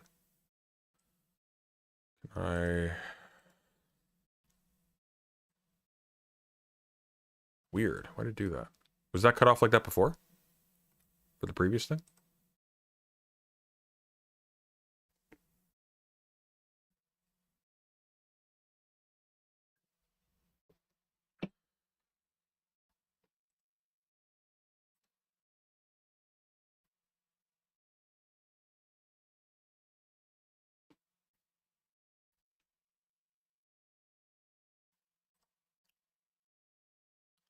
So this is Eugene Holland's book introducing Anti-Oedipus. Thank you, Brooks, for supplying with this. It's really good. We were going over this a little bit the other day. So, the 5 paralogisms of psychoanalysis, okay? And what a paralogism is like... It's a logical error, I guess you could say. but it's a logical error that is like productive of like just bad reasoning. I guess it's a logical error, so it's always definitionally productive of bad reasoning. Bad reasoning. Okay, that's a way to think about it. A lot of people from Spinoza onwards have lists of errors. Okay, Nietzsche has his 4 errors. He has 5 paralogisms of psychoanalysis. Quote, we are now in a position to contrast the dynamics of schizophrenic subjectivity as it emerges from the regime of syntheses comprising the schizoanalytic model of the psyche with the specifics of Oedipal subjectivity as it is constructed in the nuclear family under capitalism and subsequently reinforced by psychoanalysis. Quick footnote. The section he's talking about is, in English at least, called Psychoanalysis and Familialism, the Holy Family. And the short version of it, explaining familialism, it's the idea that no? What are you saying no? Why are you saying no, Brooks? Why are you saying no?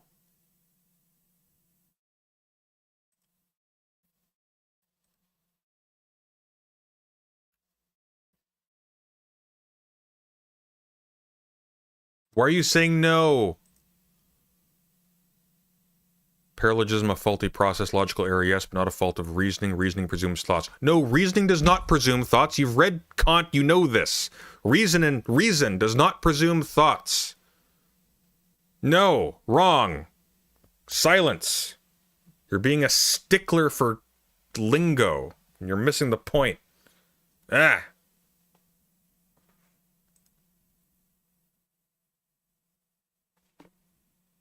Reason precedes thoughts. We can reason without thought. No, we don't reason without thoughts. Reason, however, exists without thought. People haven't read Kant. When you say reasoning, people here thinking it through. Hey, that is a premise we did not agree upon. Don't presume. But yes, just to be clear, by reasoning,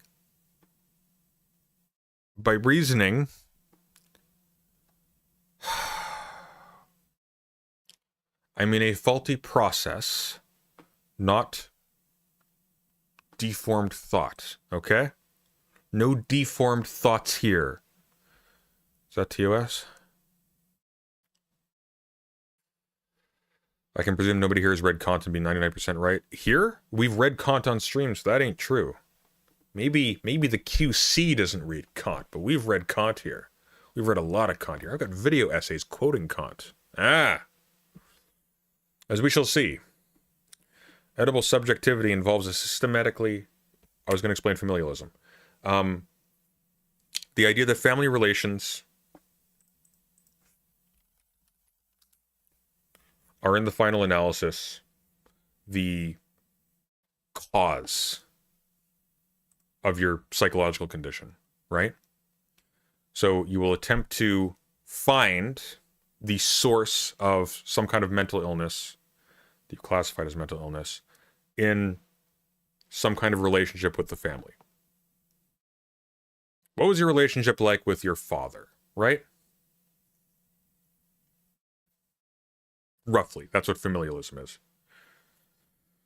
As we shall see, Oedipal subjectivity involves a systematically illegitimate use of the same syntheses as underlie schizophrenic subjectivity and perversion and paranoia for that matter.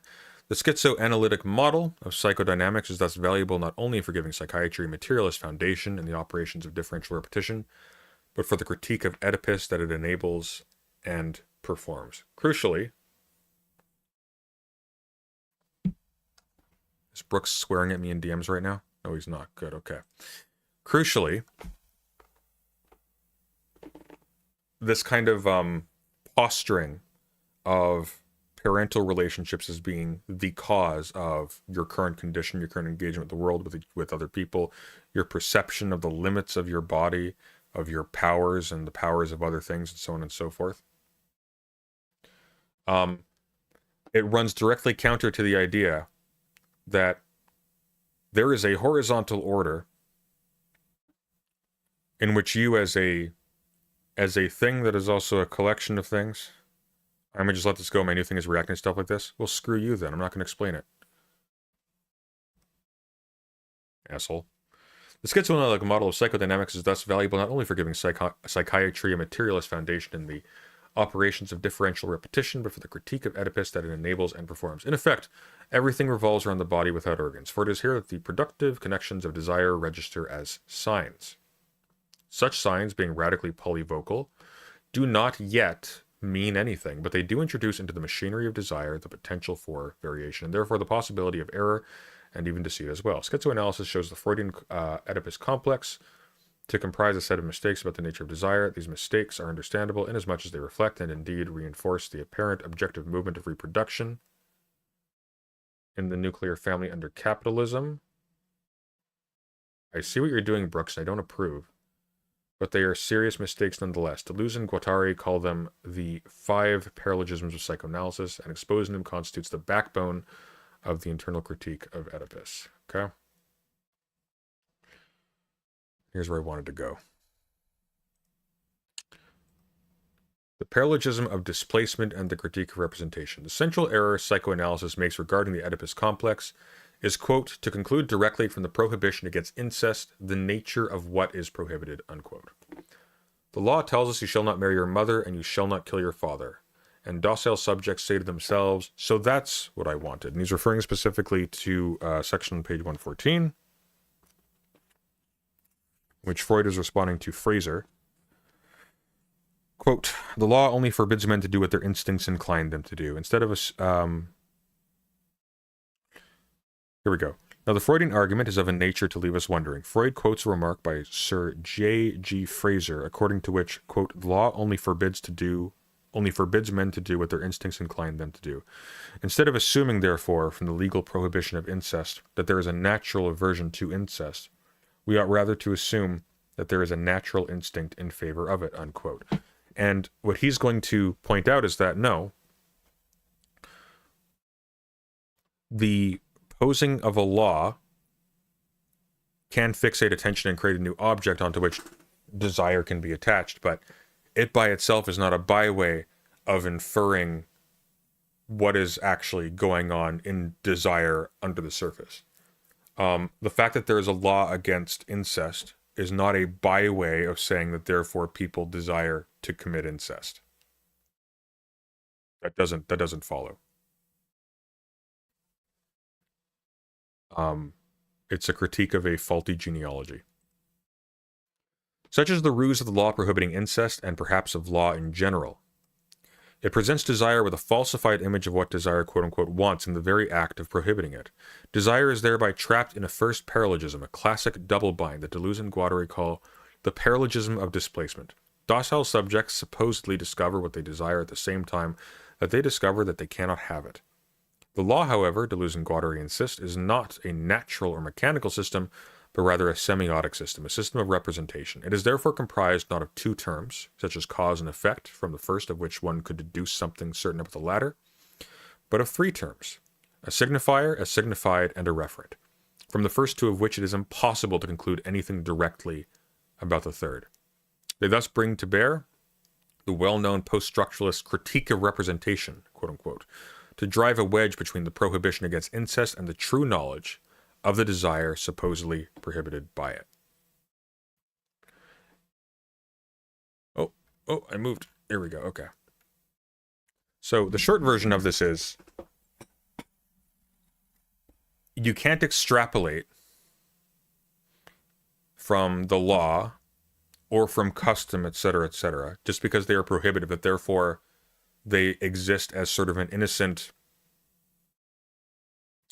stopping point to a flow that would have been so directed anyways, beforehand, without it, right?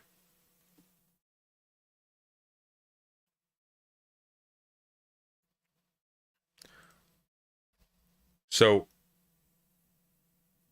God damn it, I hate when Brooks does that, because he pops in and he just goes, no, wrong, and it's like I have to intuit psychologically somehow what on earth he's referring to before I can continue. It's like, God damn it.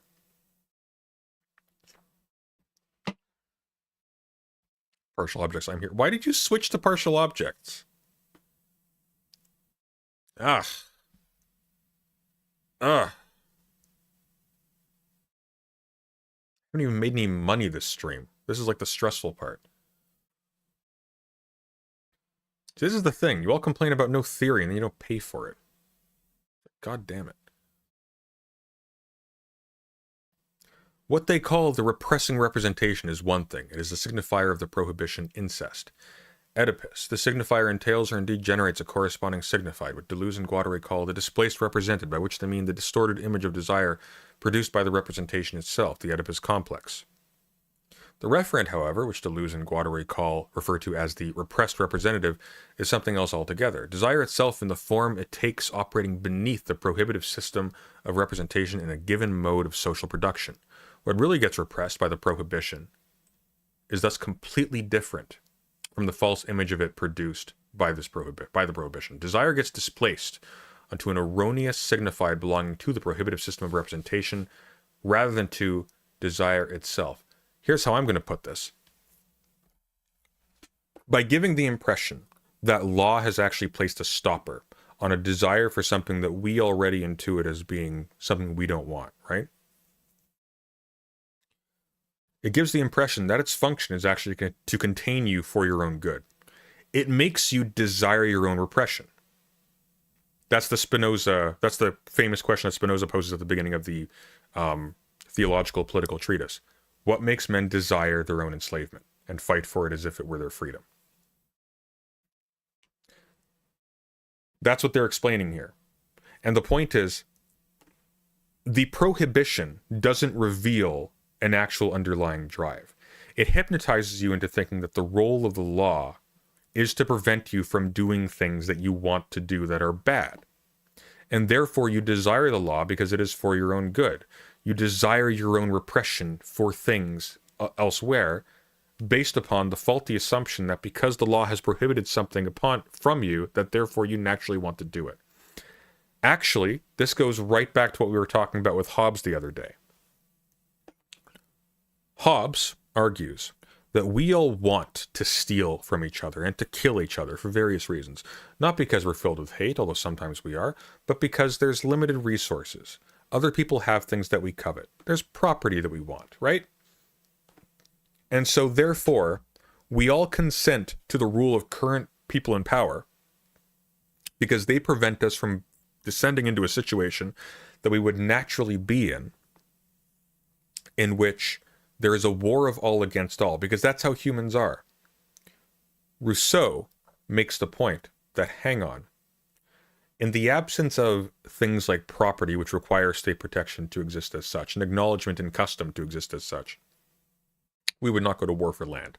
In the absence of a society that values things like honor according to particular terms, we would not have, for example, the need for revenge in the event that we were shamed or forced to run away or something from a conflict.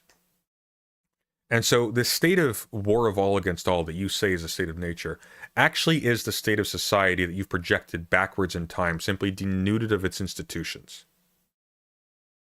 And so what you've actually done is you've used the law, which has been posed arbitrarily and falsely against drives that are not natural to humanity, in order to posit the naturalness of the thing that it claims to be suppressing. Right? So that's what's going on here. One of the perverse things about Jordan Peterson is that he's going to go directly to the prohibition and use that as if it was a patient on an armchair. And he's just deducing what human drives are from the specific things that they're interacting with in the world as the source of their repression. These are the things that create friction. I want to do this, and I know I want to do this because this thing has to exist to tell me not to do this. If I didn't want to do this, this thing wouldn't exist to tell me not to do this. It would have no reason to be.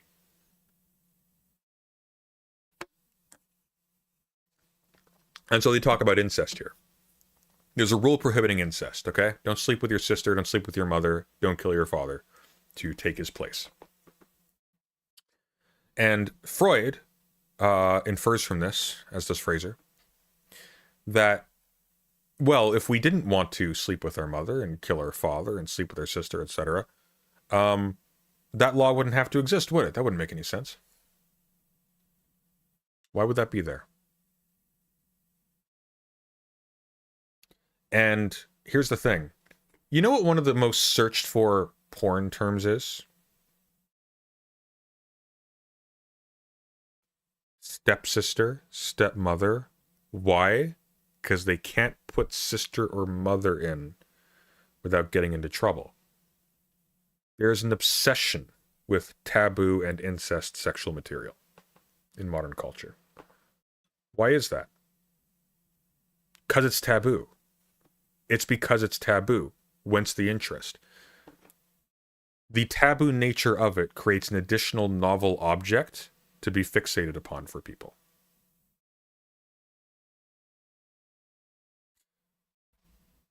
We had a big conversation with Sirius about this a little while ago. Yeah, it's true. It's one of the most searched for terms. It's huge. Here, look, I'll show you. There's an article on it.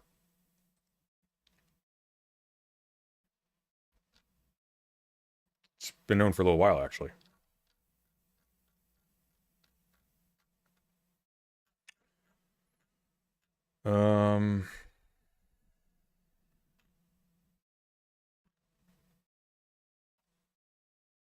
How far back was this?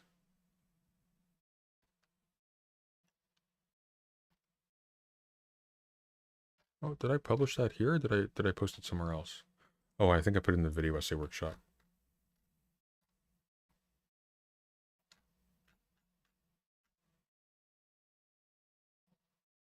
Damn, I lost the article. Hang on. Now I've got incest in my search bar. Well done. Oh, here we are.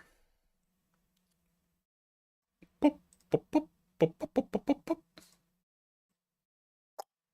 Okay, so. WTF, incest fantasies are the most popular thing on Pornhub. Stepmom is the #1 searched term in the US. Stepsister is #3. It's from July 21st, 2017. And these people make the same argument, by the way, okay? Last Sunday's Game of Thrones season premiere showed brother and sister duo Jaime and Cersei Lannister settling the differences in their fraught relationship, setting up the opportunity for some brother-on-sister boning action later in the season. For the uninitiated, Jaime and Cersei are the heir and heiress to the Lannister throne. We don't care about that. And they also fuck each other because they're siblings. Not because they're siblings. And they're siblings and they fuck each other. And have a litter of ill-begotten progeny. But if we can trust the internet, and when has it ever given us reason not to, then incest fantasies are far more common than many would think, like a lot more according to searches conducted on Google and Pornhub. Of the 100 searches by men on Pornhub, one of the most popular porn sites, 16 are for incest-themed videos. This isn't just porn about a boy getting seduced by his cougar stepmom while dad's away on a business trip, as unfortunately childlike language, or two horny pubescent step-siblings dabbling it. Why are we fixating on children? People really enjoy watching incest porn in the truest sense of the term. To wit, about half of all incest porn is between characters who are blood relatives, Stevens Davidowitz says. And what is the conclusion is, the question of why incest enters the equation in the first place, why people seek it out. Somewhere, Sigmund Freud smugly smokes his pipe and laughs at the generations of haters who attempt to discredit the Oedipus complex. Perhaps this isn't surprising considering daddy, quote-unquote, once restrained to confines of father-child sexual roleplay, has crossed into the mainstream lexicon as a way to describe anyone who possesses the positive characteristics we associate with fatherhood, such as confidence, compassion, assertiveness, and power. Is compassion a fatherly characteristic, typically? That said, Pornhub actually discourages its users from watching incest porn that depicts a blood relationship between the characters, i.e. the site doesn't recognize incest as a search term, nor does it use the term in its communications. This is probably because incest, quote-unquote, is on the porn industry's so-called Cambria list of self-imposed regulations, subjects and images so taboo that industry players tacitly agree not to shoot them. Instead, Pornhub prefers the term step-related content, a category that's wildly popular. Now, this is a good comment, actually. There's generally a huge disconnect between the porn people watch and how we usually talk about sexual desire. That's because people lie about sex, Stevens Davidowitz explains. Also, it's possible porn has created desires in people they didn't know they had. Now, that's a sentence that actually makes no sense just logically. It created desires that they didn't know they had, past tense. Like, what? By the way, Envix, thank you for the 1 gifted membership, and Lisa Blogger, thanks for the $2. Appreciate it. Oscar Wilde once said, "Man is at least himself when he talks in his own person. Give him a mask and he will tell you the truth." Stevens Davidowitz's book is based on the same premise, albeit with a modern bent. Under the cloak of the internet, people reveal their true natures, and our true nature is harboring secret incest fantasies. No, it's not. No, it's not. Because there is no true nature. There's no underlying secret you that's real, more real than the you that acts in the world, or the you that thinks or feels things in the world, and secretly has some hidden, buried inclination towards specifically obsessing sexually over your family members. That is not true. That's bullshit, actually. That's complete bullshit.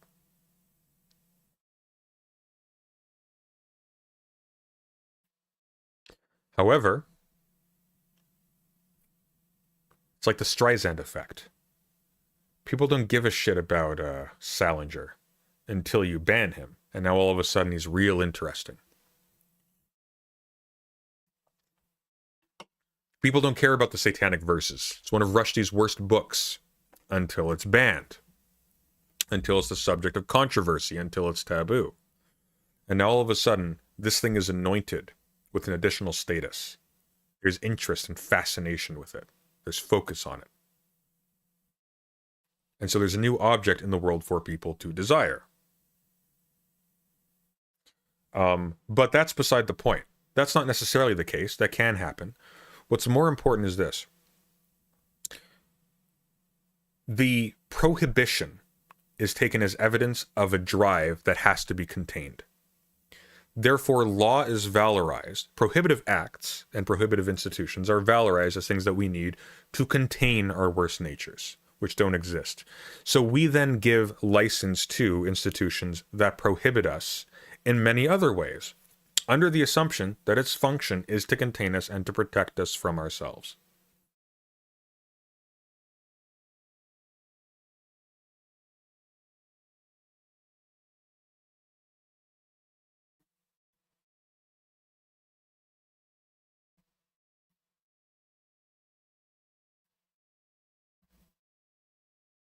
I really gotta pee, 1 sec.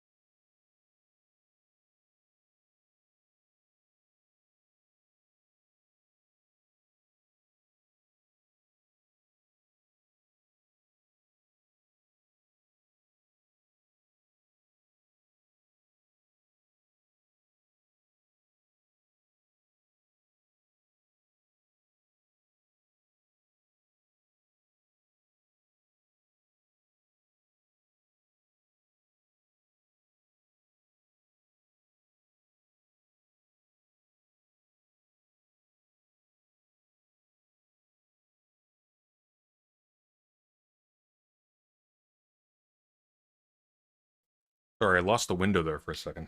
I was actually here for a couple seconds. So yeah, so we get into very interesting territory here. When people argue that the function of institutions or the law is to protect us from ourselves, to contain our natural drives, they are making a presumption based upon the mere presence of a law, that the law is effective in containing a thing that stands in need of containment. And so something very strange starts to happen. You start to build a profile of human nature off the existence of arbitrary human inventions.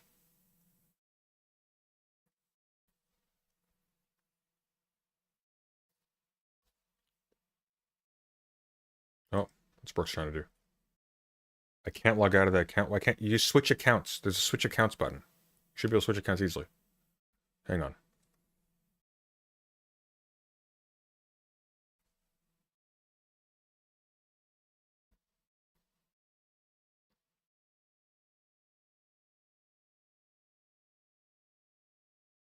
Calling him.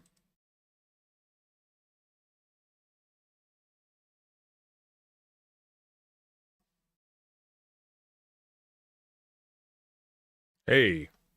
I understand the nature of switching accounts. It's letting me switch to another channel, but I can't switch to my normal fucking account. And it like I'm logged in as it. I can see it at the top. It's my normal account, and it's forcing me to post as this. It's like no, hang on. Wait. Did you switch in a different window? Refresh your window. I've logged out entirely. No. Close out the current window watching the stream, and then all right, everything's closed. Okay, and now switch accounts to that in the new window. I found this. I will be uploading something. What the fuck? I'm just explaining this to you. I will be uploading something. I've encountered this. I will be uploading something on the archive channel, but as long as I keep it in a separate tab, it will not register in the pre-existing tab that I've switched accounts. It's weird. I don't know why it does that. Nope. Did that work? No. Oh, maybe we're banned. I don't know. What the fuck? No, I'm logged in as my Brooks account. It shows it in the upper right. It's the right logo, and it shows it. But it's still posting as partial objects. Yeah, and it's like switch accounts. When I go to that, it shows me as Brooks is the one that logged in, not partial objects. Oh, that's weird. How am I doing so far, by the way? So there is no good or bad at this point. That is not where I want to go mentally with it. Okay. Without chapter 3, it's very difficult to put this in the direct context of where it sits, because what they're doing here is walking through the paralogisms of the syntheses and how they're being misused. But these things don't exist in a vacuum. Chapter 3, they go through the process very specifically of how these things happened in time and how we move from first having, the first element of basically this tripartite form, where we have the repressed representative, the thing that is not forbidden, but it is part of it. It's the negative image that is there. That is followed by, as we move into the despotic, that we have the secondary effect, which is more the direct cause and effect, the taboo being aware and it generating its the alternate form. But then under capitalism, because we internalize it personally, we make the third step, that the referent that's generated, which allows the representation itself to become the fount of desire. Without that in time thing, it becomes very difficult to sort of put it all together. So it's like you're in an unenvious position of trying to explain something that necessitates a second reading as well in order to get through it. So it's tough. I have sympathy with it because it's a thing I've had to do many times. It's just not very easy. Okay, but just to be clear, I'm not actively misleading people in your judgment to a reasonable extent.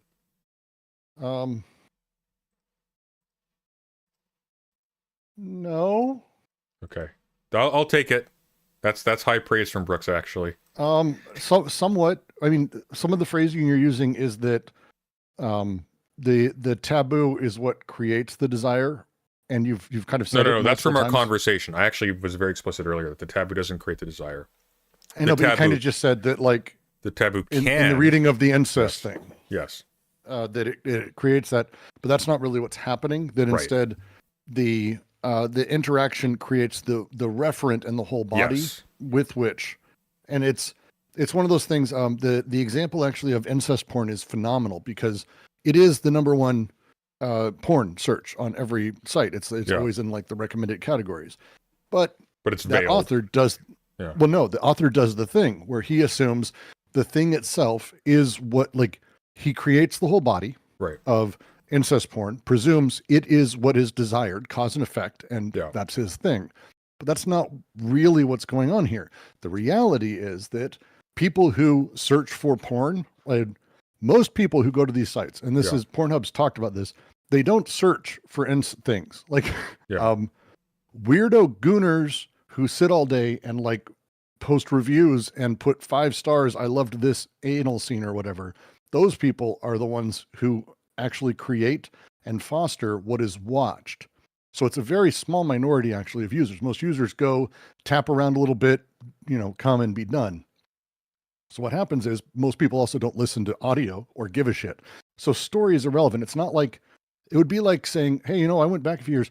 People used to really like the idea of fucking pizza boys. It's like, that's just a trope that was in porn for a while. It doesn't mean people thought pizza boys were hot. It was, what? It's that same thing. Most people don't give a shit what the plot is or who the people are or that there's this ostensible relationship between them. It's Kidnap getting shattered right now. I know, but it's mistaking these things, that they are all causative, all direct, and all simplistic in exactly the same way. And that's not the case. Yeah. That's the challenge. No, And so I agree with you. And I made this point about the final sentence. I think you put it better. But what I did point out is that, like, the taboo by itself does create an object that can be fixated on by subjects, but that's not perversely. Perversely, that's not a desire that was already there. That's a trapping of I guess you could say the action of desire. Well, this is why the mixing of the language is tough, because it's Yeah. not a desire that was already there, because there's no such thing Yes. as it's not a desire. Like incest it's not a desire. Desire is just constantly Right. ongoing everywhere. This is an abortive, like, cul-de-sac that you're getting your energy. It's the idea of the thing which creates the illusion. It gives a space of impotence despite being filled with desire, because it doesn't actually connect to anything. It creates a paranoiac or overly nervous, anxious reaction or fixation. Yes. Yeah. Okay. Good. If that makes sense. That does make sense. Yeah. It's really when you and as you go into it, because the in time thing of how in tribes, and this is why the earth, the despot, like their universal history desire is important. Well, like what we're talking about, like, is like the relation between psychoanalysis and law. Specifically in capital. Well, we're talking about specific in capital because the difficult part is when we start talking about things pre-capital, those were taboos. We don't really have taboos in that sense. Yes. So taboos work differently for us. But when they have a taboo, or they had a taboo against eating this or that, it doesn't create the desire.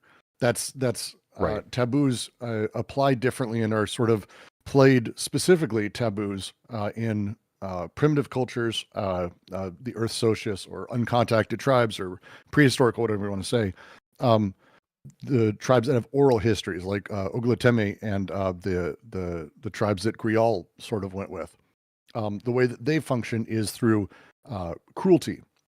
You'd have scarification, tattoos, brutality done to someone to make them mark their place. You don't break these social rules or be thrown out. So there's, again, the history of how these taboos exist and how they're sort of made is a big deal to all this. Yeah. So, and again, you're not doing badly. I shouldn't have just said no and left it. I was trying to type furiously after that. It's very difficult to type with my thumbs as I'm eating a burger. Yeah. No, actually, the paralogism is this, but it's like all of these things are really complicated, and you decided to go after something that's really complicated. Yeah, but like Oedipus, your posts are undecidable, Brooks. So it just kind of fucks with me. Well, it's tough to respond in time because it's just tough.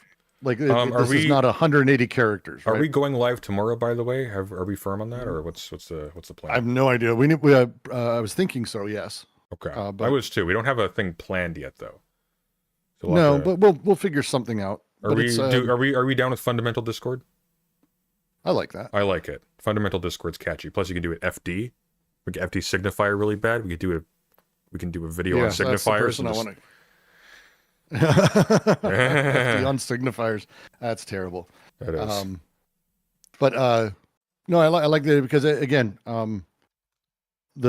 we come at these things very differently, and I think it's one of the things that makes our discussions on them engaging. For me, especially, but I think other people have made the same comments that because we come at them differently, how we end up having to tarry with ideas forces a lot of different unique language to be used that allows other people to connect uniquely. Speaking of engaging, that's the part that's fascinating. I saw that by the end of your stream, QC had like 60 concurrence. On like for an anti-Oedipus reading. For an anti-Oedipus reading. For crazy. A late anti-Oedipus reading. I wasn't even at the beginning. We were like in the last chapter. Yeah. When's the next chapter starting, by the way, roughly? The next chapter? Sorry. When's the next read-through starting? Every Tuesday at noon Pacific, for eternity. We're about to hit 5 fucking years I've been doing this. It's fucking crazy. I just started breaking into chapter 3 today. So. Yeah. And it does need multiple readings. I had to reread the section we're talking about here. Even. And obviously like that's not nuts, it's not contextualized by the later stuff. But so this book is really good though. I was glancing over it a little bit. It clarifies a ton.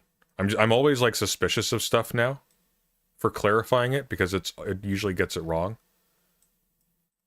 in the clarification. This is actually really good. It's really good.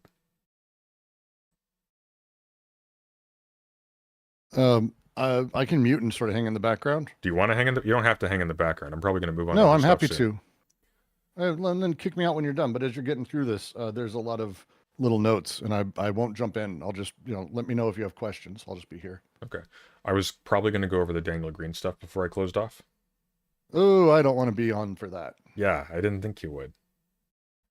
So are you done here? Is this it? Yeah, I wanted specifically to talk about, though, how just we're like, as a culture, we're just completely unequipped to deal with stuff like that. Like, we just literally have no capacity to sort that shit out. Like, we react to sexual assault allegations so stupidly. Pass. I don't want to. I don't want to either. I don't want to react. Oh. I don't want to either.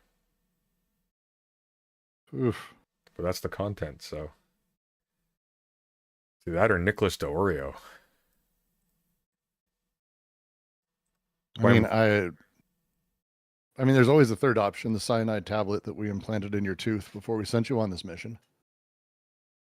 Yeah, but you ever actually tried, like, cracking those things? It hurts. Well, it's okay because you're going to be dead, so who cares? Because it hurts. Well, at least you get to feel alive for a moment. I want to feel alive for a moment. I want to feel numbness. It hurting kind of defeats the entire purpose. Don't worry. You will. You will. Well, hang on. Unless, though, because you don't know how consciousness works necessarily at a metaphysical level, maybe the last thing you feel, you just feel frozen to perpetuity. Maybe if you crack that cyanide tooth, you're just feeling your sore tooth forever. It just never ends. Think about that.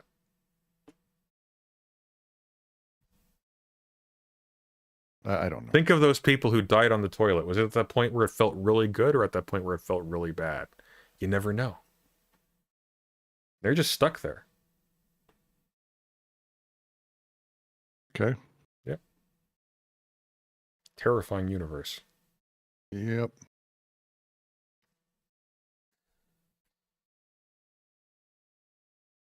Anyways, Lord. Continuing. Far from being repressed by the incest prohibition, Oedipal desire is in fact produced by it and then gets repressed by it only after the fact. The Oedipus complex. Deleuze and Guattari insist it is a falsified apparent image that is meant to trap desire. Now, I got a question for you before I do move on. Because this threw me off a little bit. Because I get what you're saying. But, and he's sort of, Holland sort of reiterated it here a little bit.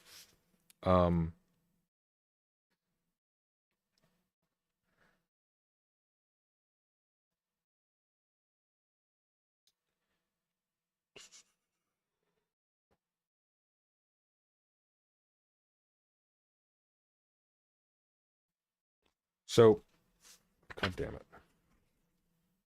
Hang on. Mm-hmm. Mm-hmm. Such is the nature of Oedipus. This is page 115 after the one we were just going over. The sham image, repression, does not operate through Oedipus, nor is it directed at Oedipus. By the way, just for clarification for the audience, Oedipus just stands basically for any sort of familialist principle. The Oedipus complex is sort of like the quintessential example wherein mental situations are diagnosed by reference to histories of family relations as related by the patient. It is not a question of the return of the repressed. Oedipus is a factitious product, factitious means artificial, of psychic repression. It is only the represented insofar as it is induced by repression. Repression cannot act without displacing desire, without giving rise to a consequent desire, already all warm for punishment, and without putting this desire in the place of the antecedent desire on which repression comes to bear in principle or in reality. So that's what it was. So you were very careful to point out in both of our conversations now and before that there isn't, quote unquote, a new desire being created, which I agree with, because that's the sort of the metaphysical presumption that he's operating under. But when they say it gives rise to a consequent desire, can you clarify how you understand that?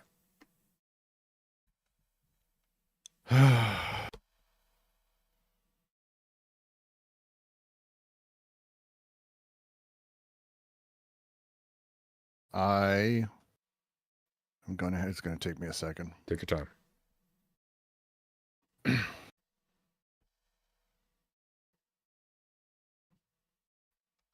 So, psychic repression, which is happening, and what creates the first two elements of this tripartite thing. Yeah. Okay. The third element, this referent, or they have a lot of repressing representation, performs a repression. The repressed representative on which repression comes to bear, but then we have the third, the displaced represented, which gives a falsified apparent image that is meant to trap desire. The next paragraph, page 119, I think hits it. This is the nature of Oedipus, the sham image. Repression does not operate through Oedipus. It is not directed at Oedipus. It is not a question of the return of the repressed. Oedipus is a factitious product of psychic repression. It's only the represented insofar as it induced by repression. Repression cannot act without displacing desire, without giving rise to a consequent, already desire, all warm for punishment, without putting this desire in place of the antecedent on which repression comes to bear in principle or reality. And this is so that's what it was. The reason that they talk about, and it's important through these paralogisms to understand the creation of subjectivity and how it works under capital, the consumption of these things, the miraculating machine of subjectivity that's created. They use the term miraculating because it is miraculous. It is seemingly born of nothing, born of no material condition, miraculating, but it is actually born through these interactions. This is what they're speaking of. It is the simulacrum and the representational category itself. Okay, so the giving rise to a consequent desire you might want to put in quotes there, right? It's not giving rise to a desire, quote unquote. It's giving rise to. Go on. Well, so okay, this is. It's acting in the realm of the virtual, not the actual. Well, because again, this has to do with the translation and being in English. It's one of the great challenges. Well, that's why I'm asking. You're just gonna have to give me a minute to pull open my French. One moment. No worries.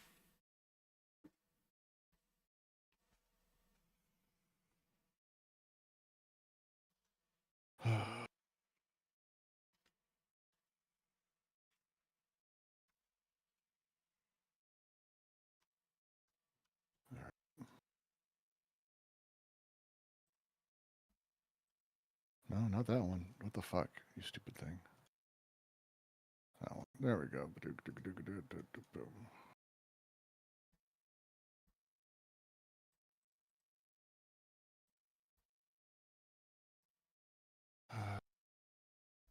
One sec.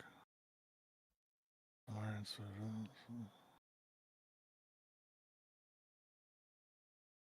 just got to find the page that this is also on. Because it's tough to find because they don't use the right words for half of this shit, so it's frustrating.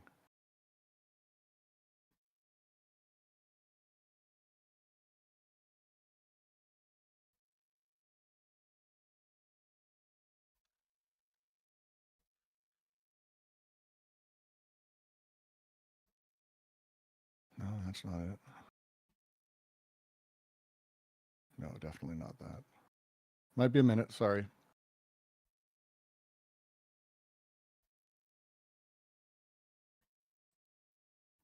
We're in social repression, psychic repression, right? 3 paragraphs in. Because they don't name them in the French, so I just have to like mentally go back and figure out. Fuck. I wish I was faster with French. That's the challenge with life, I suppose.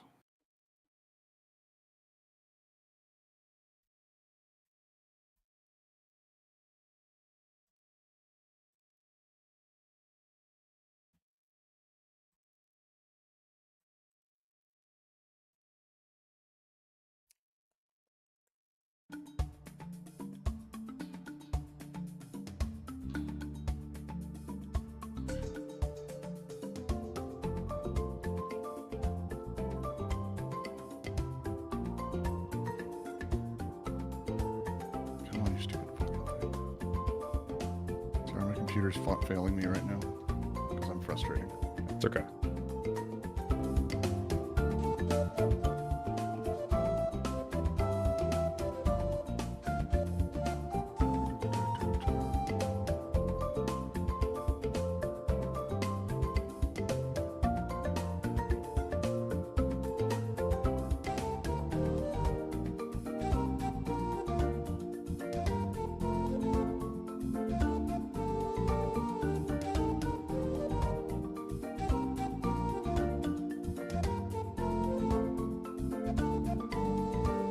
Where is the note on Lawrence?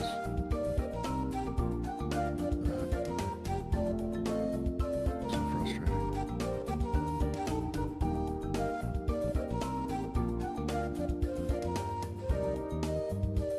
You jam, you chill, it's good, that's good. I know I'm just killing your fucking views right now by doing this. No, it's all good. I don't live off this or anything. It's fine. Yeah, no one, that's fine. Alright. Alright, I'm just having to read through and find the exact line. Because now I found it, and I'm just shit at reading French.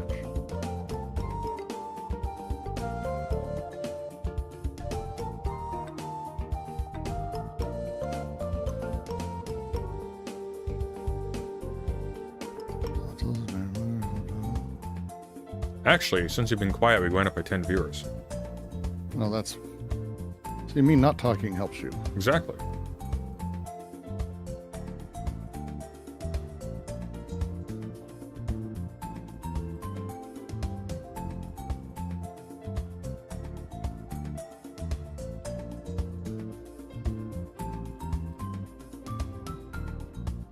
Mm-hmm.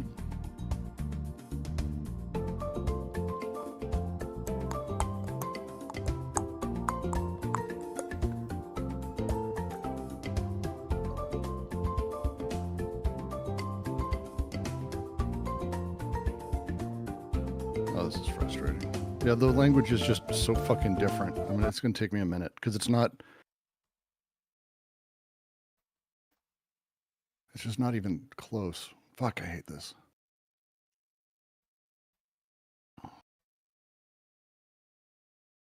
The image, the doctored image, which is not the doctored image, is really... Well, how about this? So Holland says this. God damn it. Far from being repressed by the incest prohibition, Oedipal desire is in fact produced by it and then gets repressed by it only after the fact, the Oedipus complex.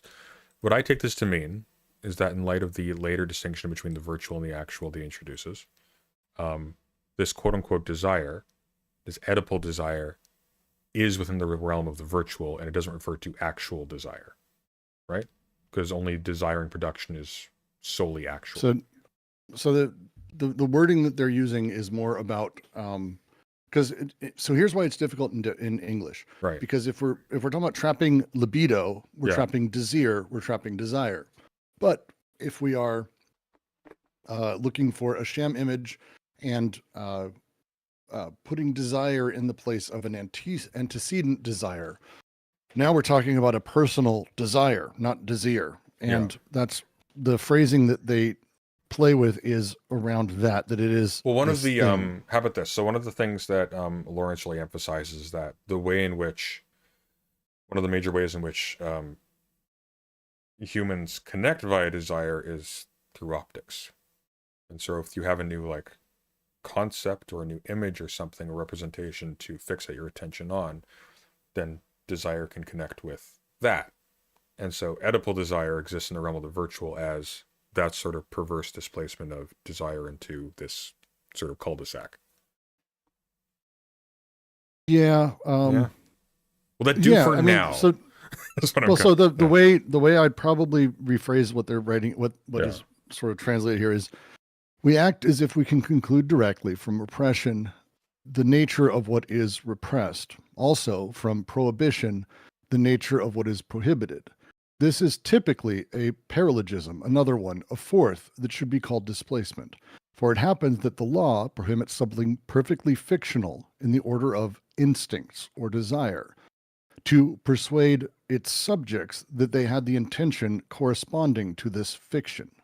It's even the only way for the law to bite into intention, to make the unconscious feel guilty. In short, we're not faced with a two-term system where one concludes from the formal prohibition what is prohibited.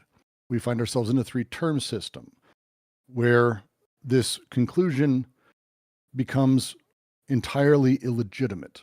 We must distinguish repressing representation, performing the repression, repressed representative, on which repression operates, the displaced represented, giving the repressed an apparent doctored image that desire is supposed to fall for. This is Oedipus, this doctored image. That supposed word is doing a lot of heavy lifting there. Yeah. It is. Supposed to fall for. Yeah. It is not in him that repression operates, not on him repression bears. It's not a return of repression or the repressed. It's a factitious product of repression. Yeah. It is only the represented, insofar as it is induced by repression. Repression cannot act without displacing desire, raising a consequent desire, all ready for punishment, hot for punishment. It's aroused for punishment, hot for punishment, putting it in place of an antecedent desire on which it bears in principle or in reality. Oh, so that's what it was. And that's the phrasing I think that is really interesting in particular.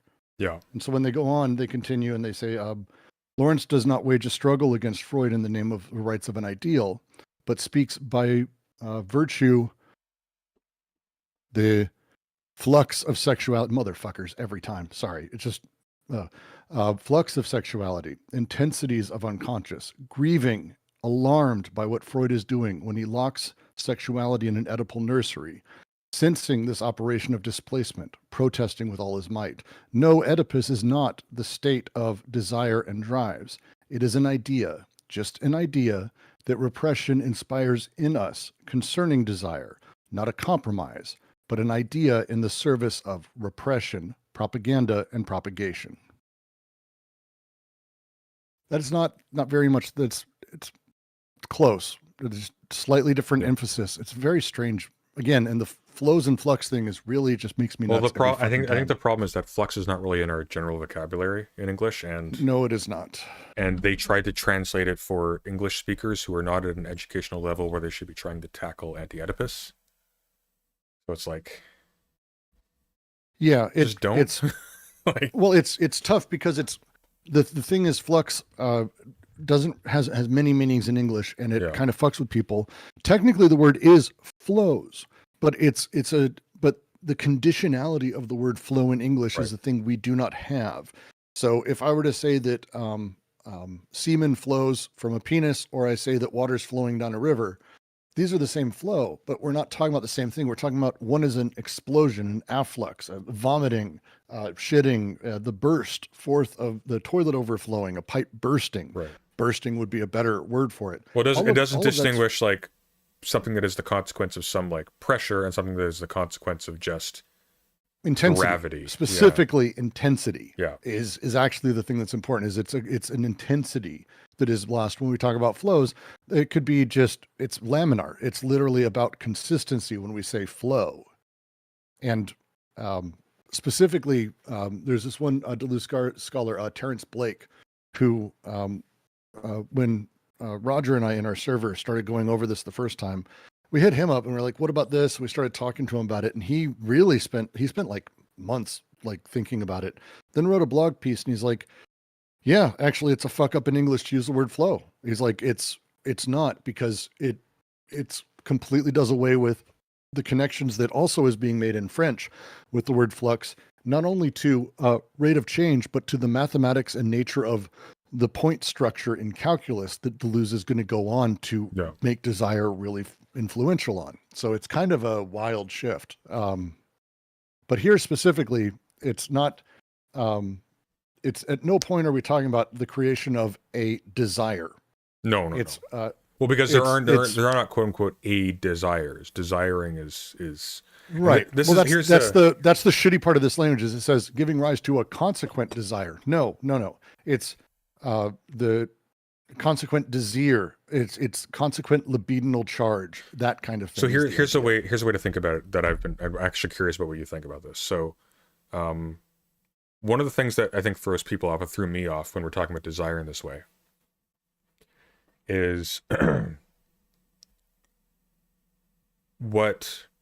going back to Spinoza, what Deleuze and Guattari are really trying to push is desire as a connection that doesn't involve the absence of a thing that is longed for. One of the problems people have is when we talk about desire, we typically talk about it as a verb. So we're saying, I desire this, and they think of that as being, you desire something that you do not have. If you have it already, you don't talk about it as if it's something that you desire. Now, at one level, there is a bait and switch happening at a superficial level, which is, well, you're setting out to explain desire ostensibly, but you're not explaining desire, you're explaining something else and calling it desire. But there's something else going on here, which is like Lord of the Rings, okay? Galadriel's offered the ring by Frodo. I cannot deny that my heart has greatly desired this. Okay, so on one hand, she desires this thing. What does that mean? She doesn't have it. She wants it, she doesn't have it. On the other hand, she wants this thing. Ergo, there is a constant connection between this idea of the ring and Galadriel, and that connection is always there, present, constantly. And I think that's maybe a better way to think about it. You don't desire things unless you have like a point of connection with them, even in that sort of banal, sort of colloquial sense. You desire something precisely because, even at a conscious level, because it already exists for you, because it is already in some capacity present for you. And I think that's maybe a way to sort of overcome that. The paragraph in 2 paragraphs says that basically the Oedipal desires are not repressed. They do not need to be. Right. They're nevertheless in an intimate relationship with repression, but in a different way. They are the lure, the disfigured image by which repression traps desire. If desire is repressed, it's not because it is desire for the mother or the death of a father, or on the contrary, it only becomes that because it is repressed. It only takes on that mask under the repression that models it and plasters it on. One may furthermore doubt that incest is a real obstacle to the establishment of society, as proponents of exchange-based conception say. We've seen other things. The real danger is elsewhere. If desire is repressed, it is because every position of desire, however small, has what it takes to call into question the established order of a society. Not that desire is antisocial, on the contrary, but it is destabilizing. No desiring machine can be established without blowing up entire social sectors. Whatever revolutionaries may think, desire is in its essence revolutionary. Desire, not celebration. No society can support a position of true desire without its structures of exploitation, enslavement, and hierarchy being compromised. If a society is identical with these structures, an amusing hypothesis, then yes, desire essentially threatens it. It is therefore of vital importance for a society to repress desire and find something better than repression, so that repression, hierarchy, exploitation, and enslavement themselves become desired. There you go. Just to bring it around. That's the thing. It does bring it around, but it does not simplify it for anybody. Although I am. It's not a thing to simplify, because if you're in the space of representation, and people are, which is fine, and if you're in the space where you see things like that, the goal of this is not to find a way to make things work for you. That would be analogous, and that's the opposite. Oh, no, I agree. Just in terms of sort of like overcoming that initial hurdle because of the unintuitive use of these terms, because it's at the end of a conceptual development that people are coming into this late at, right? Oh yeah, yeah. Like that's the worst part about this is they're responding to people who were talked about and who now just aren't. And there's several waves of that. Like Bergson was already not talked about by the time they wrote this, and there was time for Bergson to be talked about again, and then to stop being talked about again. Yep. And it's just like it's not just cultural amnesia; it's like recurring cultural amnesia. It's terrifying. Last question for you before we move on.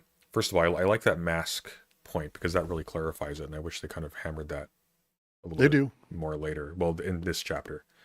Well, I mean, 1,000 Plateaus has entire chapters on it. It's a whole other book, though. So that's like it is, and it's a much harder book that you should never like this. It would be insane to do a stream on. Don't do that. Well, I've already done that, but I see what you're saying though, because you've argued with people about because a lot of people just jump into 1,000 Plateaus because it's just a collection of essays, but you really wouldn't get it without having actually gone through this first.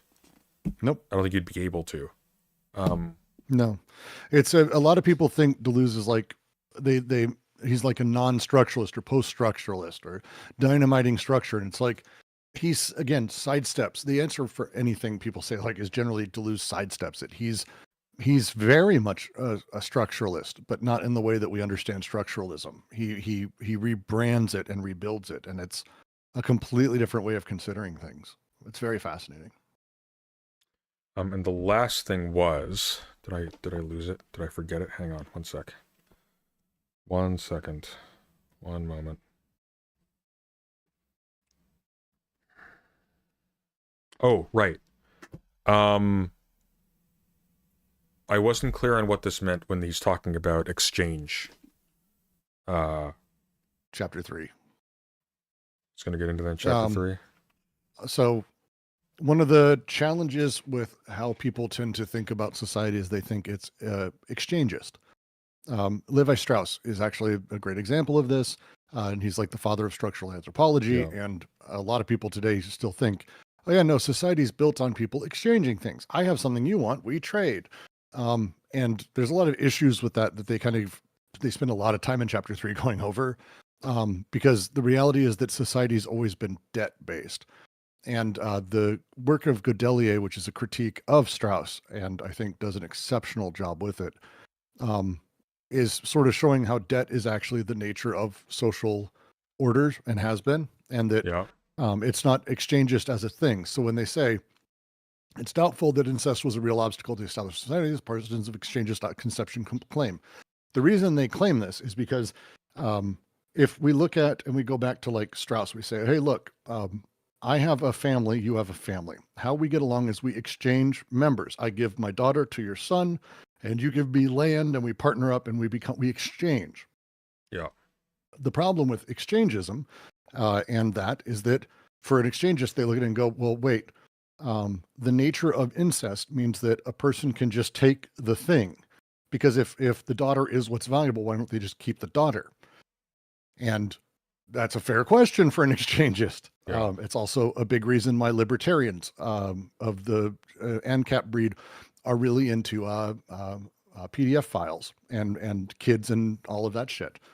Because for exchangists, they just go, well, that's the most valuable thing. I should keep it for myself, which you should. Why wouldn't you? Well, it's at a base when you go, wait, through Bataille, through Godelier, through all these other, it's actually debt-based. That marriages aren't arranged via exchange. It has to do with a very complex, movable system of blocks of debt that are actually within society that determine who does what and who can marry who. That it's such a thrust outwards that there is no demand for incest, because it's not that the daughter is the most valuable thing. It's not. It's Yeah. not. Debt is the most valuable thing. And the indebtedness towards another group or having that debt and having it parse and how it works, this is what makes it. And that's the reason, it's a big reason that they're like, and again, when you talk about like why incest is bad or all of this, most people are terrified of it because it's the idea that you can kind of immediately consume the thing you want. Yeah. You produce people, you can fuck people. Well, I just want to fuck. I want to go fuck things. And it's like, cool. It's like, no, that's not how people work, that there's actually a lot more complexity going on. And that's, again, this notion. The great book on it is Claster's Society Against the State. That's great. What goes Society into Against the this. State? Society Against the State, Pierre Clastres. Oh, Claster's. C-L-A-S-T. Yeah, Clastres Society Against the State. Not a long read, solid read, like very, very good read. Yeah. Highly recommend it. And then Godelier. Oh, his own book's would be- nice. It'll actually be nicely bound then. Yeah. Very So nice. it's been around for a while. You can find free copies, used copies, pretty copies, all that same stuff. But that thing that's happening is really interesting. And it's a debt-based society. So again, this goes to Bataille. For them, Bataille came up with this and really worked with it. Nietzsche really talked about this a great deal. He's explicit about it. I know I've had this discussion with people, but they don't understand. They don't like read. People are weird. But this goes all the way back. Like the idea of society being exchange-based is a very classical idea because it presumes that people are doing rational, reasonable things. I value this, you value that, we make trades. But the reality of debt and mobile packets of debt being the thing that moved us around in prehistorical times. And then with the king, an infinite debt we have to the sovereign. And then in capital, an infinite debt that is passed through capital. These gives us much better understanding of the material conditions which produce us.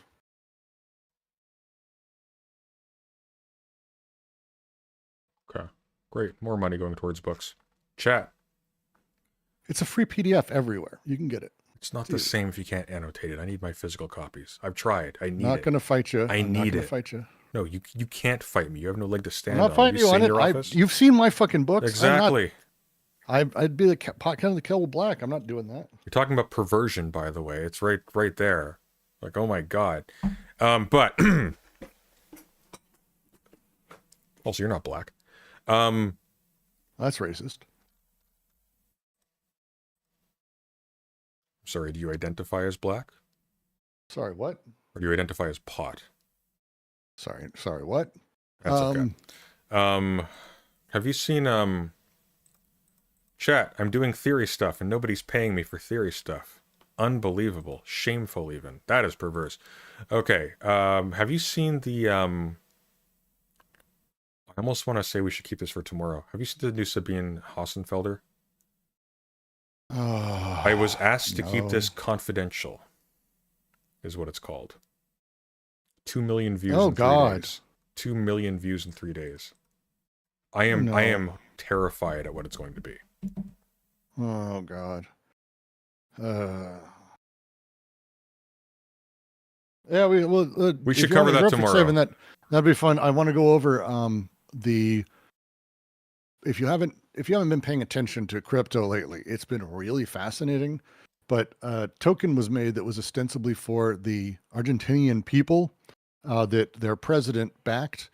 And then some asshole rug pulled and has $100 million and is open about the fact that he's the guy with $100 million and that he doesn't know what to do with it. And he's very open that the whole thing was just a huge, giant fucking scam.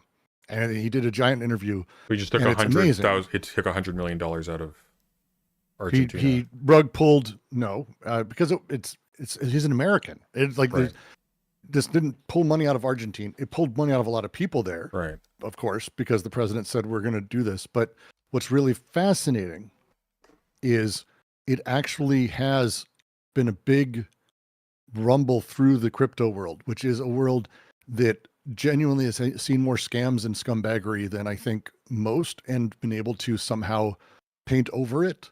And this is one where everyone in it is like, oh geez, I can't believe someone did this. We can't let scams be a part of what we do. And so it's actually caused a huge chilling effect, despite like what normally would be some events that are like really, really positive. It's been a massive, massive chilling effect. And I think it's really fascinating to look at. That could be interesting to look because over it's tomorrow. it's Yeah. really weird. Okay. Okay, so we'll do. So, We'll Queen of save the. Swords. Oh, she published a letter. Oh God. It's bad. So we'll cover. We'll do Sabine Hossenfelder tomorrow. Oof. And we'll do Javier Millet on the cryptocurrency thing.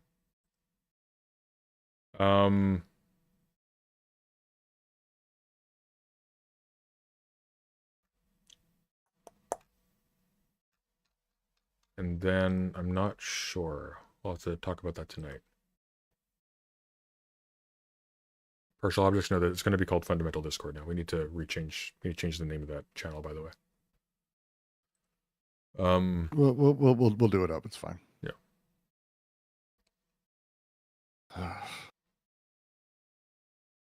Fuck, man, this is gonna be. That's so depressing.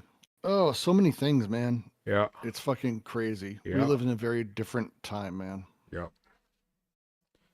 It's a very. It's. I continue to believe, and I will believe that it fundamentally is showing itself to be a time of opportunity, though. I mean that. I'm gonna pop it because on. it's. I'm gonna pop it on because we'll talk about it tomorrow anyways. But I wanna see this because this looks. I have an idea of what this is gonna be. The Sabine. Sabine. Do it. I want to see.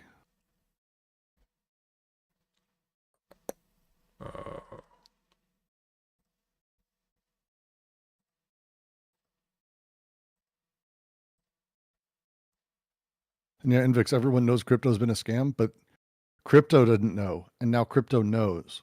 And it's really incredible how it's like eating itself now. So this is Sabine Hossenfelder. I was asked to keep this confidential. I want to read you an email that I was asked to keep confidential because I think it explains some of my worries about academia. Oh, God. I knew that physicists would go on to argue I should have tried to solve the problem internally within the community before drawing public attention to it. The reason I published this comment was so that I could later demonstrate that I did this. Makes no sense. This is why it's a paywalled publication that you don't find on the Arxiv, but just by accident, totally unrelated. Here's another leak. Sabine is a crook. She is awful. She is a fucking hack who used to do some fairly okay mid-pop science content and recently attempted to do the Jordan Peterson grift of academia is corrupt from the inside and I'm the whistleblower, except that she's not. She's just a kook. So she's not taken seriously by her peers, and this is her way of getting rich and famous despite being an incompetent. So here we go. I want to read you an email that I was asked to keep confidential.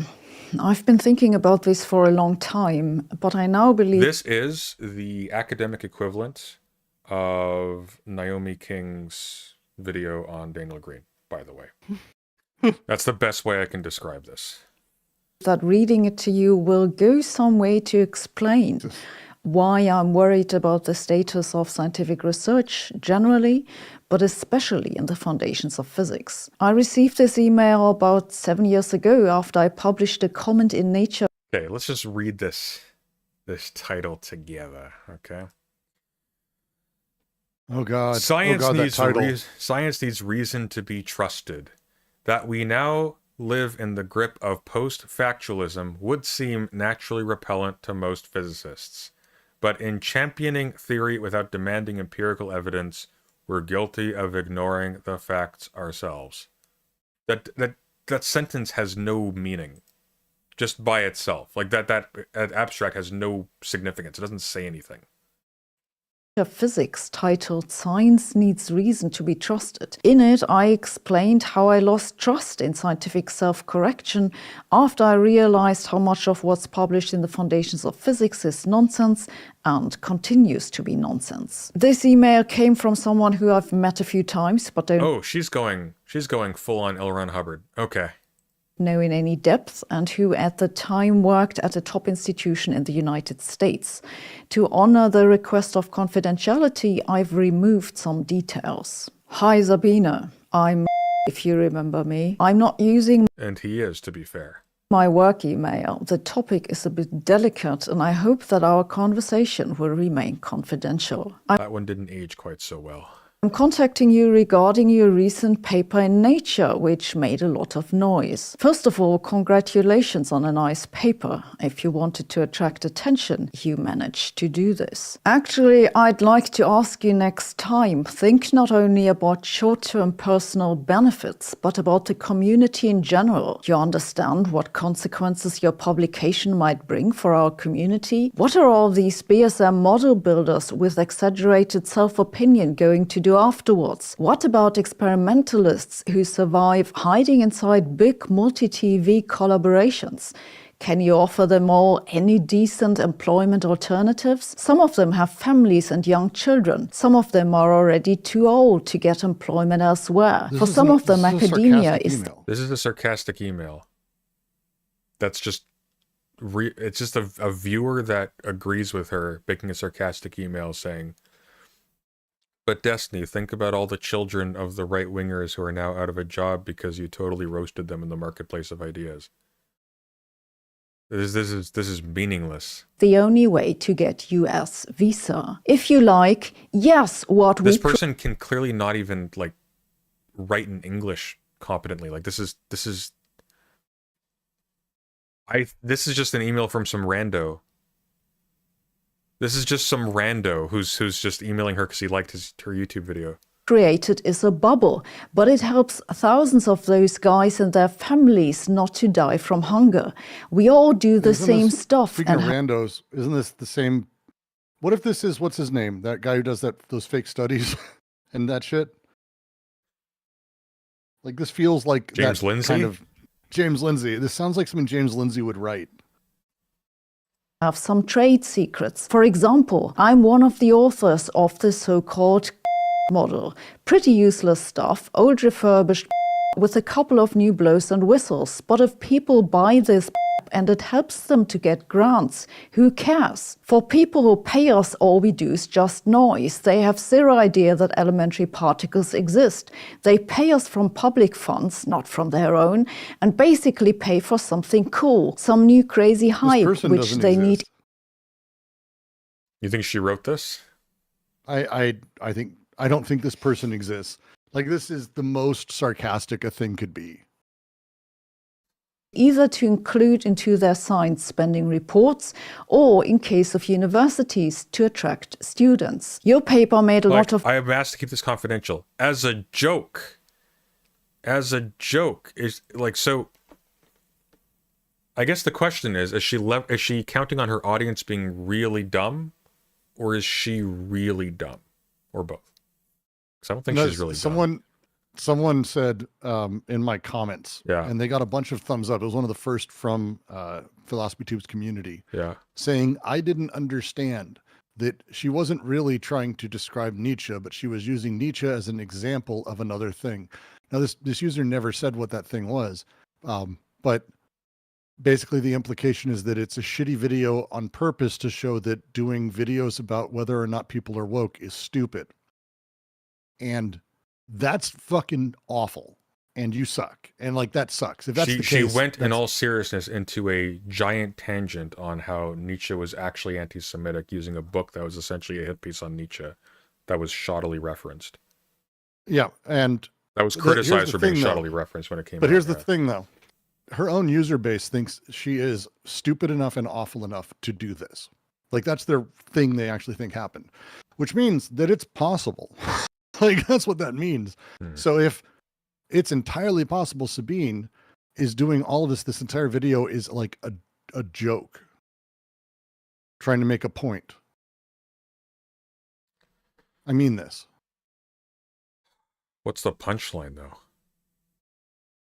though? I don't know, but it's all a lie. So it's a failed. It's a failed joke. It's just a joke that doesn't have any landing. It's just noise, and most likely will affect redistribution of hepfar. I'm going to finish this letter. Towards other areas, but I doubt that you'll be able to. Yeah, I'm letting her finish. It's written like a modest proposal. Yep. Yeah, it's a good example actually. But I still want her to frickin' finish it. Wait a second. suggest and implement any organizational changes. Also, any changes of quality criteria which would demonstrate uselessness of somebody's work will have zero chance of approval. I understand that all what I wrote above might sound a bit harsh, sorry for this, but this is how our society is built, and this is not only a problem in the HEP community, but also exists in all other areas. My heart is bleeding when I regularly see bright and intelligent persons with independent ways of thinking leaving academia or getting kicked out, whereas obedient idiots remain. But there's nothing we can do. Those who get kicked out usually find better opportunities outside of academia. Yeah, okay. Those who get out usually find better opportunities outside of academia. Okay, so what that tells you is that there is a tangible interest in people not abiding by the standards of academia in order to escape and find more profitable ventures elsewhere. That's what that means.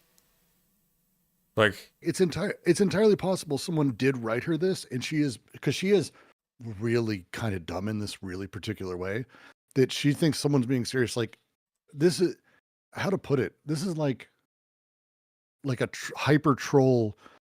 Oh, who cares about, I mean, don't you care about the families of those who do useless work, who waste their lives doing things as they lie to people? Don't you care about their children? It's like really weird trolling, and she might be just that dumb. Those who remain in academia accept also, the rules by the way. and enjoy the comfort of academic life. Of course, sometimes there are exceptions, like string theorists Smolin and White, but I doubt you'd like to share their destiny. That gave me shudders. I'm reading this to you as an illustration, a rare example of somebody else's honest words. It was sarcasm. That was transparent sarcasm. You can't be that dumb. She thinks it's serious. She's actively selling this as serious. That's not a joke. The letter was clearly a joke. Wow. Wow. I mean, okay, so here's how much it's a fucking joke, though. That last line, string theorists like I can't Smolin and prove to you that this email is real. Hang on one sec. Yeah. Smolin and White are like anti-string theorists. That's their thing. Is they make their bones off of showing that it's bullshit. Like Smolin wrote the book The Trouble with Physics. That's why I know that name, which is that string theory is bullshit because it's not testable, and it's the thing, and it happens to be. And this is just. I've watched enough of Sabine prior to her going really weird. Yeah. And she's always been a critic of string theory. She specifically shits on it. Whoever wrote this to her, if it's real, literally wrote a thing that they would know would attract her and arouse her by bringing up people who are on the same side she is and doing her work. Because again, that's sarcasm at the end. I doubt you would like to share their destiny. You mean you don't? Of all people in the fucking world, Sabine would love to be published against string theory and be known and have selling books that way. That is the destiny she's dying for. Yeah. That's what's fucking hilarious here. What the fuck, man? She's getting fucked up on this in front of everyone and showing how absolutely up her own ass she is. That's amazing. Yeah, but she's getting 165,000 upvotes and 2 million views, which means people are actually too dumb to realize that. So we are in trouble. This is scary. Go look at PhilosophyTube has 1.6 million subs. Like, we're in trouble, but again, you can turn it. Look at this. Sadly, this has become the way with so many things. It's no longer about doing a good job, it's about appearing to do a good job. When the email said there is nothing we can do, that hit me hard. Yeah, it's filled with signifiers to arouse people. But I doubt you'd like to share their destiny. I'm reading this to you as an illustration, a rare example of somebody else's honest words.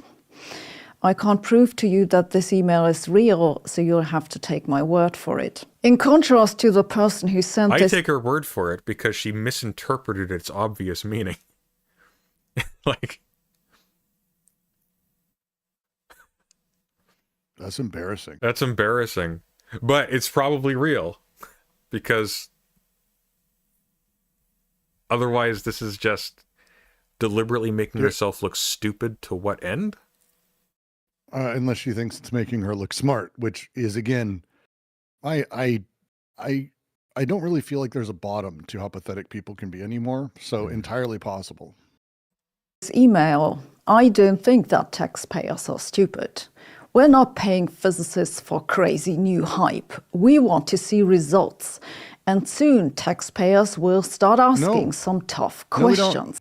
It's the whole fucking point of this is actually that results aren't the point, because we don't know what is happening or what's being invented. Results come downstream as things are adopted by commercial entities and industrial entities years later. That's how it works. That's how it's always worked.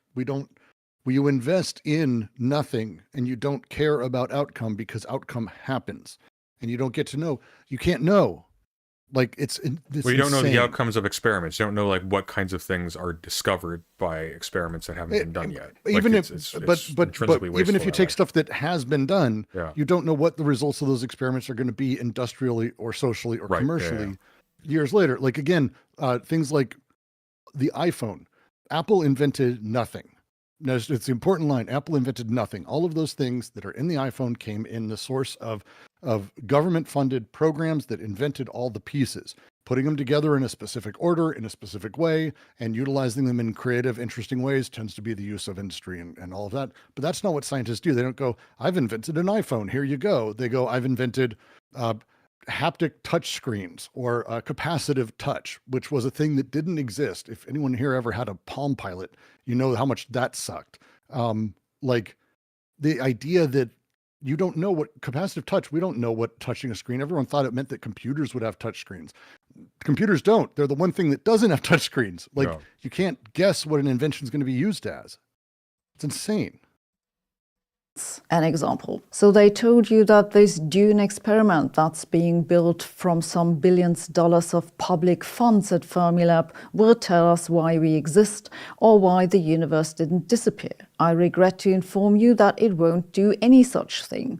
Regardless of what the result of the Dune experiment will be, it'll not tell us why the universe contains more matter than antimatter, because this question is impossible to answer within the context of our current theories. The matter-antimatter symmetry that Dune is supposedly shedding light on is a pseudo-problem. It's a story that physicists have made up that they're now selling to the public because they think that once they have the money, it doesn't really matter if they deliver what they promised. So this is actually like, so there's two things going on here. There is editorializing in popular science material, and that's problematic for various reasons.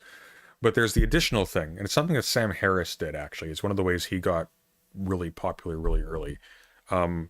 He sidestepped engaging people in fields of like moral philosophy or in neuroscience or whatever by publishing popular stuff that just disappeared his peers from the public imagination. And what she is doing is she's shooting out this idea that this work all these physicists are doing that you obviously as viewers of YouTube videos do not understand in the slightest. Yeah, that's all bullshit. I know what's actually up, and you should be banding together to stop other scientists whose work you do not comprehend at all from doing their work anymore. And that's it. It's actually the most violently anti-intellectual thing you can do. And it's just gross. And the only it's also demanding it's demanding also a speed that does not exist in terms of how these things operate. Yes. Like when it's like, hey, well, geez, look at this. They've got this big experiment. It's not going to yield anything for a while. And it's like, yeah, so how did quantum mechanics affect the world? I can name ways. The MRI, the idea of nuclear magnetic resonance, which was only discovered in 1946. We didn't have MRI machines that year. That's not how it works. It didn't work. We've got MRI now. It takes years for this shit to get going. Like, I want to say it's the late 1970s is when they had the first real MRI machine. And it was based off of a discovery 30 plus years earlier. That's how that works. So it's a really insane thing, especially as we get into these like sea change nightmares that is the way that we understand kind of particle physics now and how it completely breaks our understanding of other things. It's like, yeah, that's going to take a while to bubble through. It's how it works. She literally praises Elon and Trump in the newest video. What's this? This is the newest video, isn't it? Unless there's a newer one. Oh God. Trump and Musk Oh, take on God. academia. So here's Oh, what you God. need. Here's what you need to understand. Okay, this person on the screen Is a piece of shit. is a monster. This person on the screen is a demon. This is her mindset. I can get big, famous, and important by feeding children poison. Yay me. Senpai, notice me. I want to be part of Doge. Please, I can help you. Like I can help this- you streamline science in Doge. Please come look at me, Senpai. This person is fucking evil. Like this isn't someone like Philosophy Tube, where she's lazy and she's bullshitting her way through shit she doesn't understand and she's being pretentious. This is evil. This is now it's damage actively, well, more damaging. I'm sorry, like this is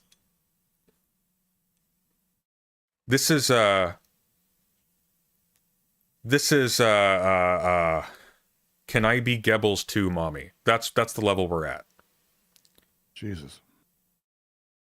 Hit play, dude. For Let's do 2 it. months, I've been working on a video with a working title, Should We Defund Academia? Well, reality is moving faster than me. Thanks to Donald Trump and Elon Musk, I might have to rename my video to Drooling psychotic corpse praises oligarchic takeover of society and the rapid destruction of all law and order in the Western world. There you go. Because it's worth mentioning, when the government defunds academia, the Ivy Leagues do just fine. They have what's called an endowment, billions of dollars that they have just sitting around and waiting. Who suffers are poor people. Yep, And poor people can't don't get to afford- go to university anymore. You get to be fast food workers and sewage workers and Fuck university. Power to You people don't who get do elementary that. school. Power to people who want to do that and are happy doing that kind of thing. But now you don't have a choice. You're not going to get elementary schools anymore. Most education funding in, I think, 15 of the bottom income are all red states, by the way, would flatly lose almost all the education that happens there. Was it a good idea to defund academia? So many things have happened in the past 2 weeks. Here is my 5-minute summary and a few comments. Trump's actions are not directly aimed at academia. Instead, he's targeting initiatives to this. improve diversity, equity, and inclusion, DEI What a for dumb short, bitch. which Elon Musk has She's a referred dumb to bitch. as a I hate this woke bitch. I mind fucking hate her. virus, I'm gonna use that word. I and don't which give a has shit. become widespread under the Biden administration. Americans have used She's this awful. term to broadly describe all actions that aim to increase the share of currently underrepresented groups in certain professions, which can lead to less qualified people getting hired or funded. Directly after his inauguration, Trump issued an executive order titled Ending Radical and Wasteful Government DUI Programs Oh and my God. Preferences. He then proceeded to just haphazardly remove innumerable workers that have specific department particular That's skills that they fucking insane. then no longer can transfer to other people. Like, here's the thing people don't understand. It's not just about gutting these institutions of personnel. It's that when they find out that they actually need these institutions in future, all that knowledge is gone. There were reports of like people, I can't remember which department it was exactly. Was it flight controllers? They just had their computers wiped. Doge just came in and wiped their computers. And it's Jesus like Christ. This is awful. Yep. Well, it's But- because and she's she she's completely disconnected. Like, she has no investment whatsoever in academia doing a good job. I think clearly she's part of that conservative anti-woke thing, because she opens with openly queer people as the thing she's aiming at. Like, that's where she starts. The queerish And cabal, yes. And she starts with, they're going after DEI programs. And just so you know, they're not. There's not really, DEI isn't really a thing. That's not really a thing. You're crackling. And so, sorry. Everything hurts right now. Which says that to the maximum extent allowed by law, each federal Maybe a little bit further. agency must eliminate all federal DUI and crackling? Sorry? Am I still crackling? No, you're good. environmental justice officers, positions, actions, initiatives, You know programs, I'm sharing the stream, right? Yeah. Okay. Grant contracts and performance requirements. On January 21st, he followed up with an order aimed at private business titled Ending Illegal Discrimination and Restoring Merit-Based Opportunity. It encourages the private sector. Why would that involve removing staff, though? That doesn't make any sense. That should be impacting hiring practices. Removing staff doesn't make any sense, because even if you have your institution entirely staffed by people who got in on DEI initiatives, those people still have training. Those people still have practical knowledge of the department they're working in. You need those people to train their successors. If you just remove people, you just you make it so that the institution can't function, but also can't reproduce itself. And then what's the plan? All of these institutions, by the way, the vast majority of them were suffering from lack of staff. They were under-personneled. So now you've got institutions stretched way thin that already didn't really have the capacity to train their successors well. And now all of a sudden, all those people that you're relying on to make the thing work and to make the thing work between generations is just gone. Well, and it's just as a quick thing, if anyone here is near a national park, enjoy garbage piling up, because people don't understand that these things are taken on by federal employees, even though they're in state. It's federal parks and wildlife. It's federal groups that do these things, and they've cleared out so many. You're crazy of these... crackling. I don't know what's going on. Fuck, I'll be back. Yeah.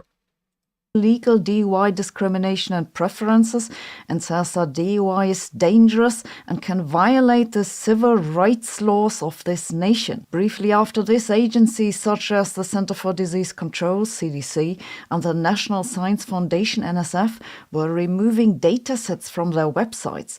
According to AP, more than 8,000 websites and 3,000 datasets disappeared, mostly concerning public health and environmental studies. The medical advocacy group Doctors for America quickly sued, claiming that the removal prevented doctors from efficiently fighting disease. Last week, a Washington judge issued a temporary restraining order and said the agencies need to restore all relevant information. Next, on January 26th, Trump ordered the shutdown of USAID, an agency with 10,000 or so employees, which mostly funds food and humanitarian assistance across the world. The order says, quote, "The United States is no longer going to blindly dole out money with no..." But they weren't blindly doling out money. That's why they had all those employees. If it was blind, they wouldn't have all of these people making this stuff happen and happen properly. That's not how that works. Return for the American people, end quote.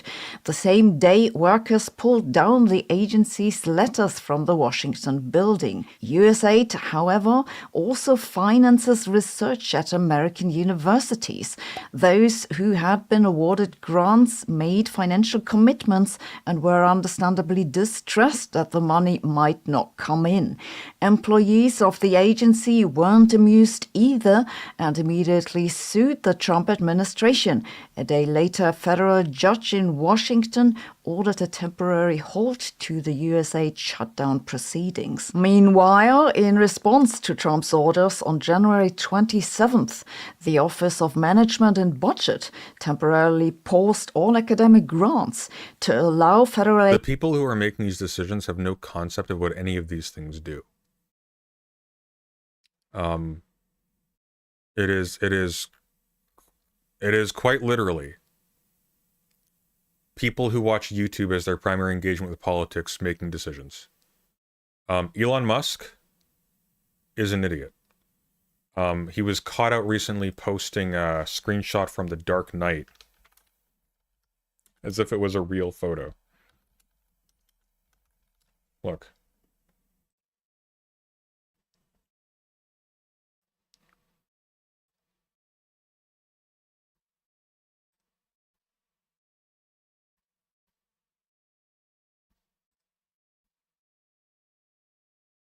This is the level we are operating at here. What happened here? Asked Elon Musk. Breaking. Image released of the migrant mob that stormed a Birmingham hospital armed with axes and blades. The story was largely buried on mainstream media. If the far right had done it, this story would be everywhere. The UK is on life support. We need a new government. It's from Batman.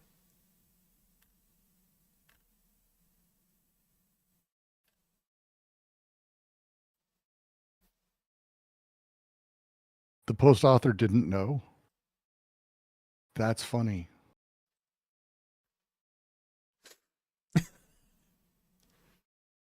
Like, this is the guy who is appearing with Trump in the Oval Office during national addresses.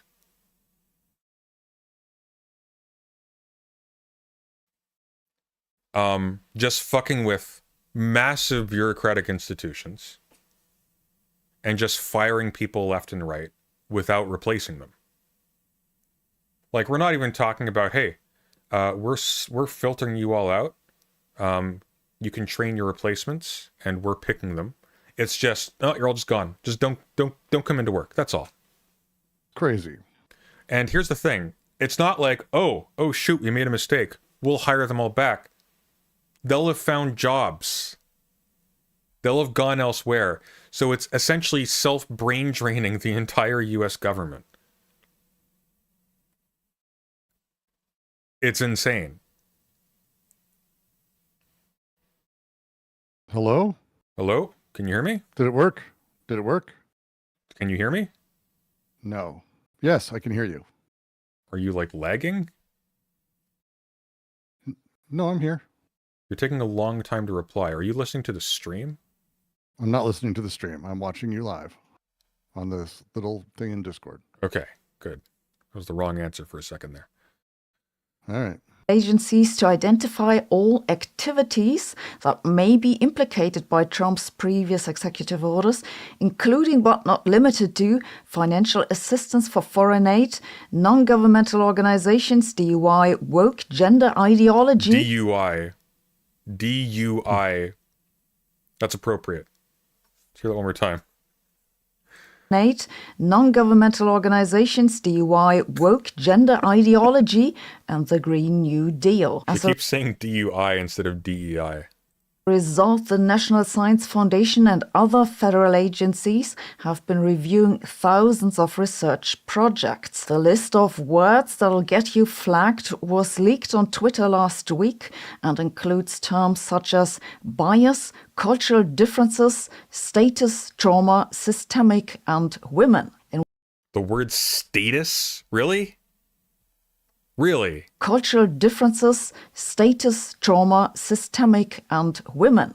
You can't post the In one case, women. a paper on the US Mpox outbreak response, which had just No been girls allowed. accepted for publication, You was know, maybe he's got a point. withdrawn upon request by the CDC because, quote, it was not aligned with the president's executive orders, unquote. In another case, a paper on the effects of fentanyl on HIV was put on hold because it contained the word gender. Maybe we should just write papers in emojis. Next, Trump came for academic overhead costs. These are the expenses that are added on top of a research grant and that finance administrative services that the hosting institution provides. That's everything from office maintenance to IT support. In the US, it ranges between 30% and 70% of a grant's total value. The Trump administration kept the overhead at 15%, which would save an estimated $4 billion. Okay, so she's not pro this, it seems. I think she's going to be 50-50. I think she's pro this. She's not pro how it's being done. Decision 2 was quickly blocked by a federal judge on the grounds that it had cut into the very infrastructure Because that she has absolutely been against a lot of these things before. supports groundbreaking research. Personally, I think the major problem here isn't the goal of the Trump administration, but There you go. The issue isn't the goal. They're just doing it wrong. their means to reach that goal. I'm afraid that the current procedure is lumping legitimate and nonsense research together indiscriminately. And while I've myself criticized research... See, here's the thing. What you need to understand is Sabine Hassenfelder isn't against Trump and Elon gutting the government. She just wishes she was in charge of it. That's it. Overheads that are almost certainly the major contributor to university admin bloat, and many private funders do put a 15% cut on overhead, for example the Templeton Foundation. This isn't a change that an institution can implement on the snap of a finger. Never in the history of universities have they implemented anything on the snap of a finger. At this rate, I'll soon have to rename my video to Remember when we had academia? Hey, remember when you had that video a few minutes ago where you were talking about how these physicists weren't getting results right away, and so therefore they were wasting taxpayer money? Remember? No? Okay. I strongly believe that life is more fulfilling if you do something useful with it. But how do you do that? Well, no need to reinvent the wheel. Today's sponsor Imprint. Okay, screw you. I hate this bitch. I'm sorry. This person's just a pig. Bye-bye. Bye-bye. Speaking of pigs, though. Last little thing. Last thing before we go. Andrew Wilson called on Wick TV. I kind of want to see this. Tomorrow. I want to see this tomorrow. All right. Oh, did you bounce, Brooks? Are you gone? Oh, Brooks is gone. Okay. Fair enough. I didn't mute you. You're just gone. You just left. All right. Well, if you appreciate what I do and you want to help support the channel, we've got a Patreon. Linked in the description. You can donate memberships. I love gifted memberships. It gives people access to custom emojis and so on and so forth. You can also super chat, of course. If you put the word theory in your super chat, it adds to the theory value, making us skip to a theory segment. If you put the word drama, it maintains us on the current course of content. And finally, we have cardigans for sale on the channel store page. Thank you, Envix, for the one gifted memberships. Much appreciated. And as always, thank you for listening. Have a good evening. And I will be back tomorrow with Brooks on the new channel. We'll start off here. I'm going to raid into it. And that'll be the first episode, hopefully, unless we decide to bump it again, of the Fundamental Discord show. I lost the word there for a second.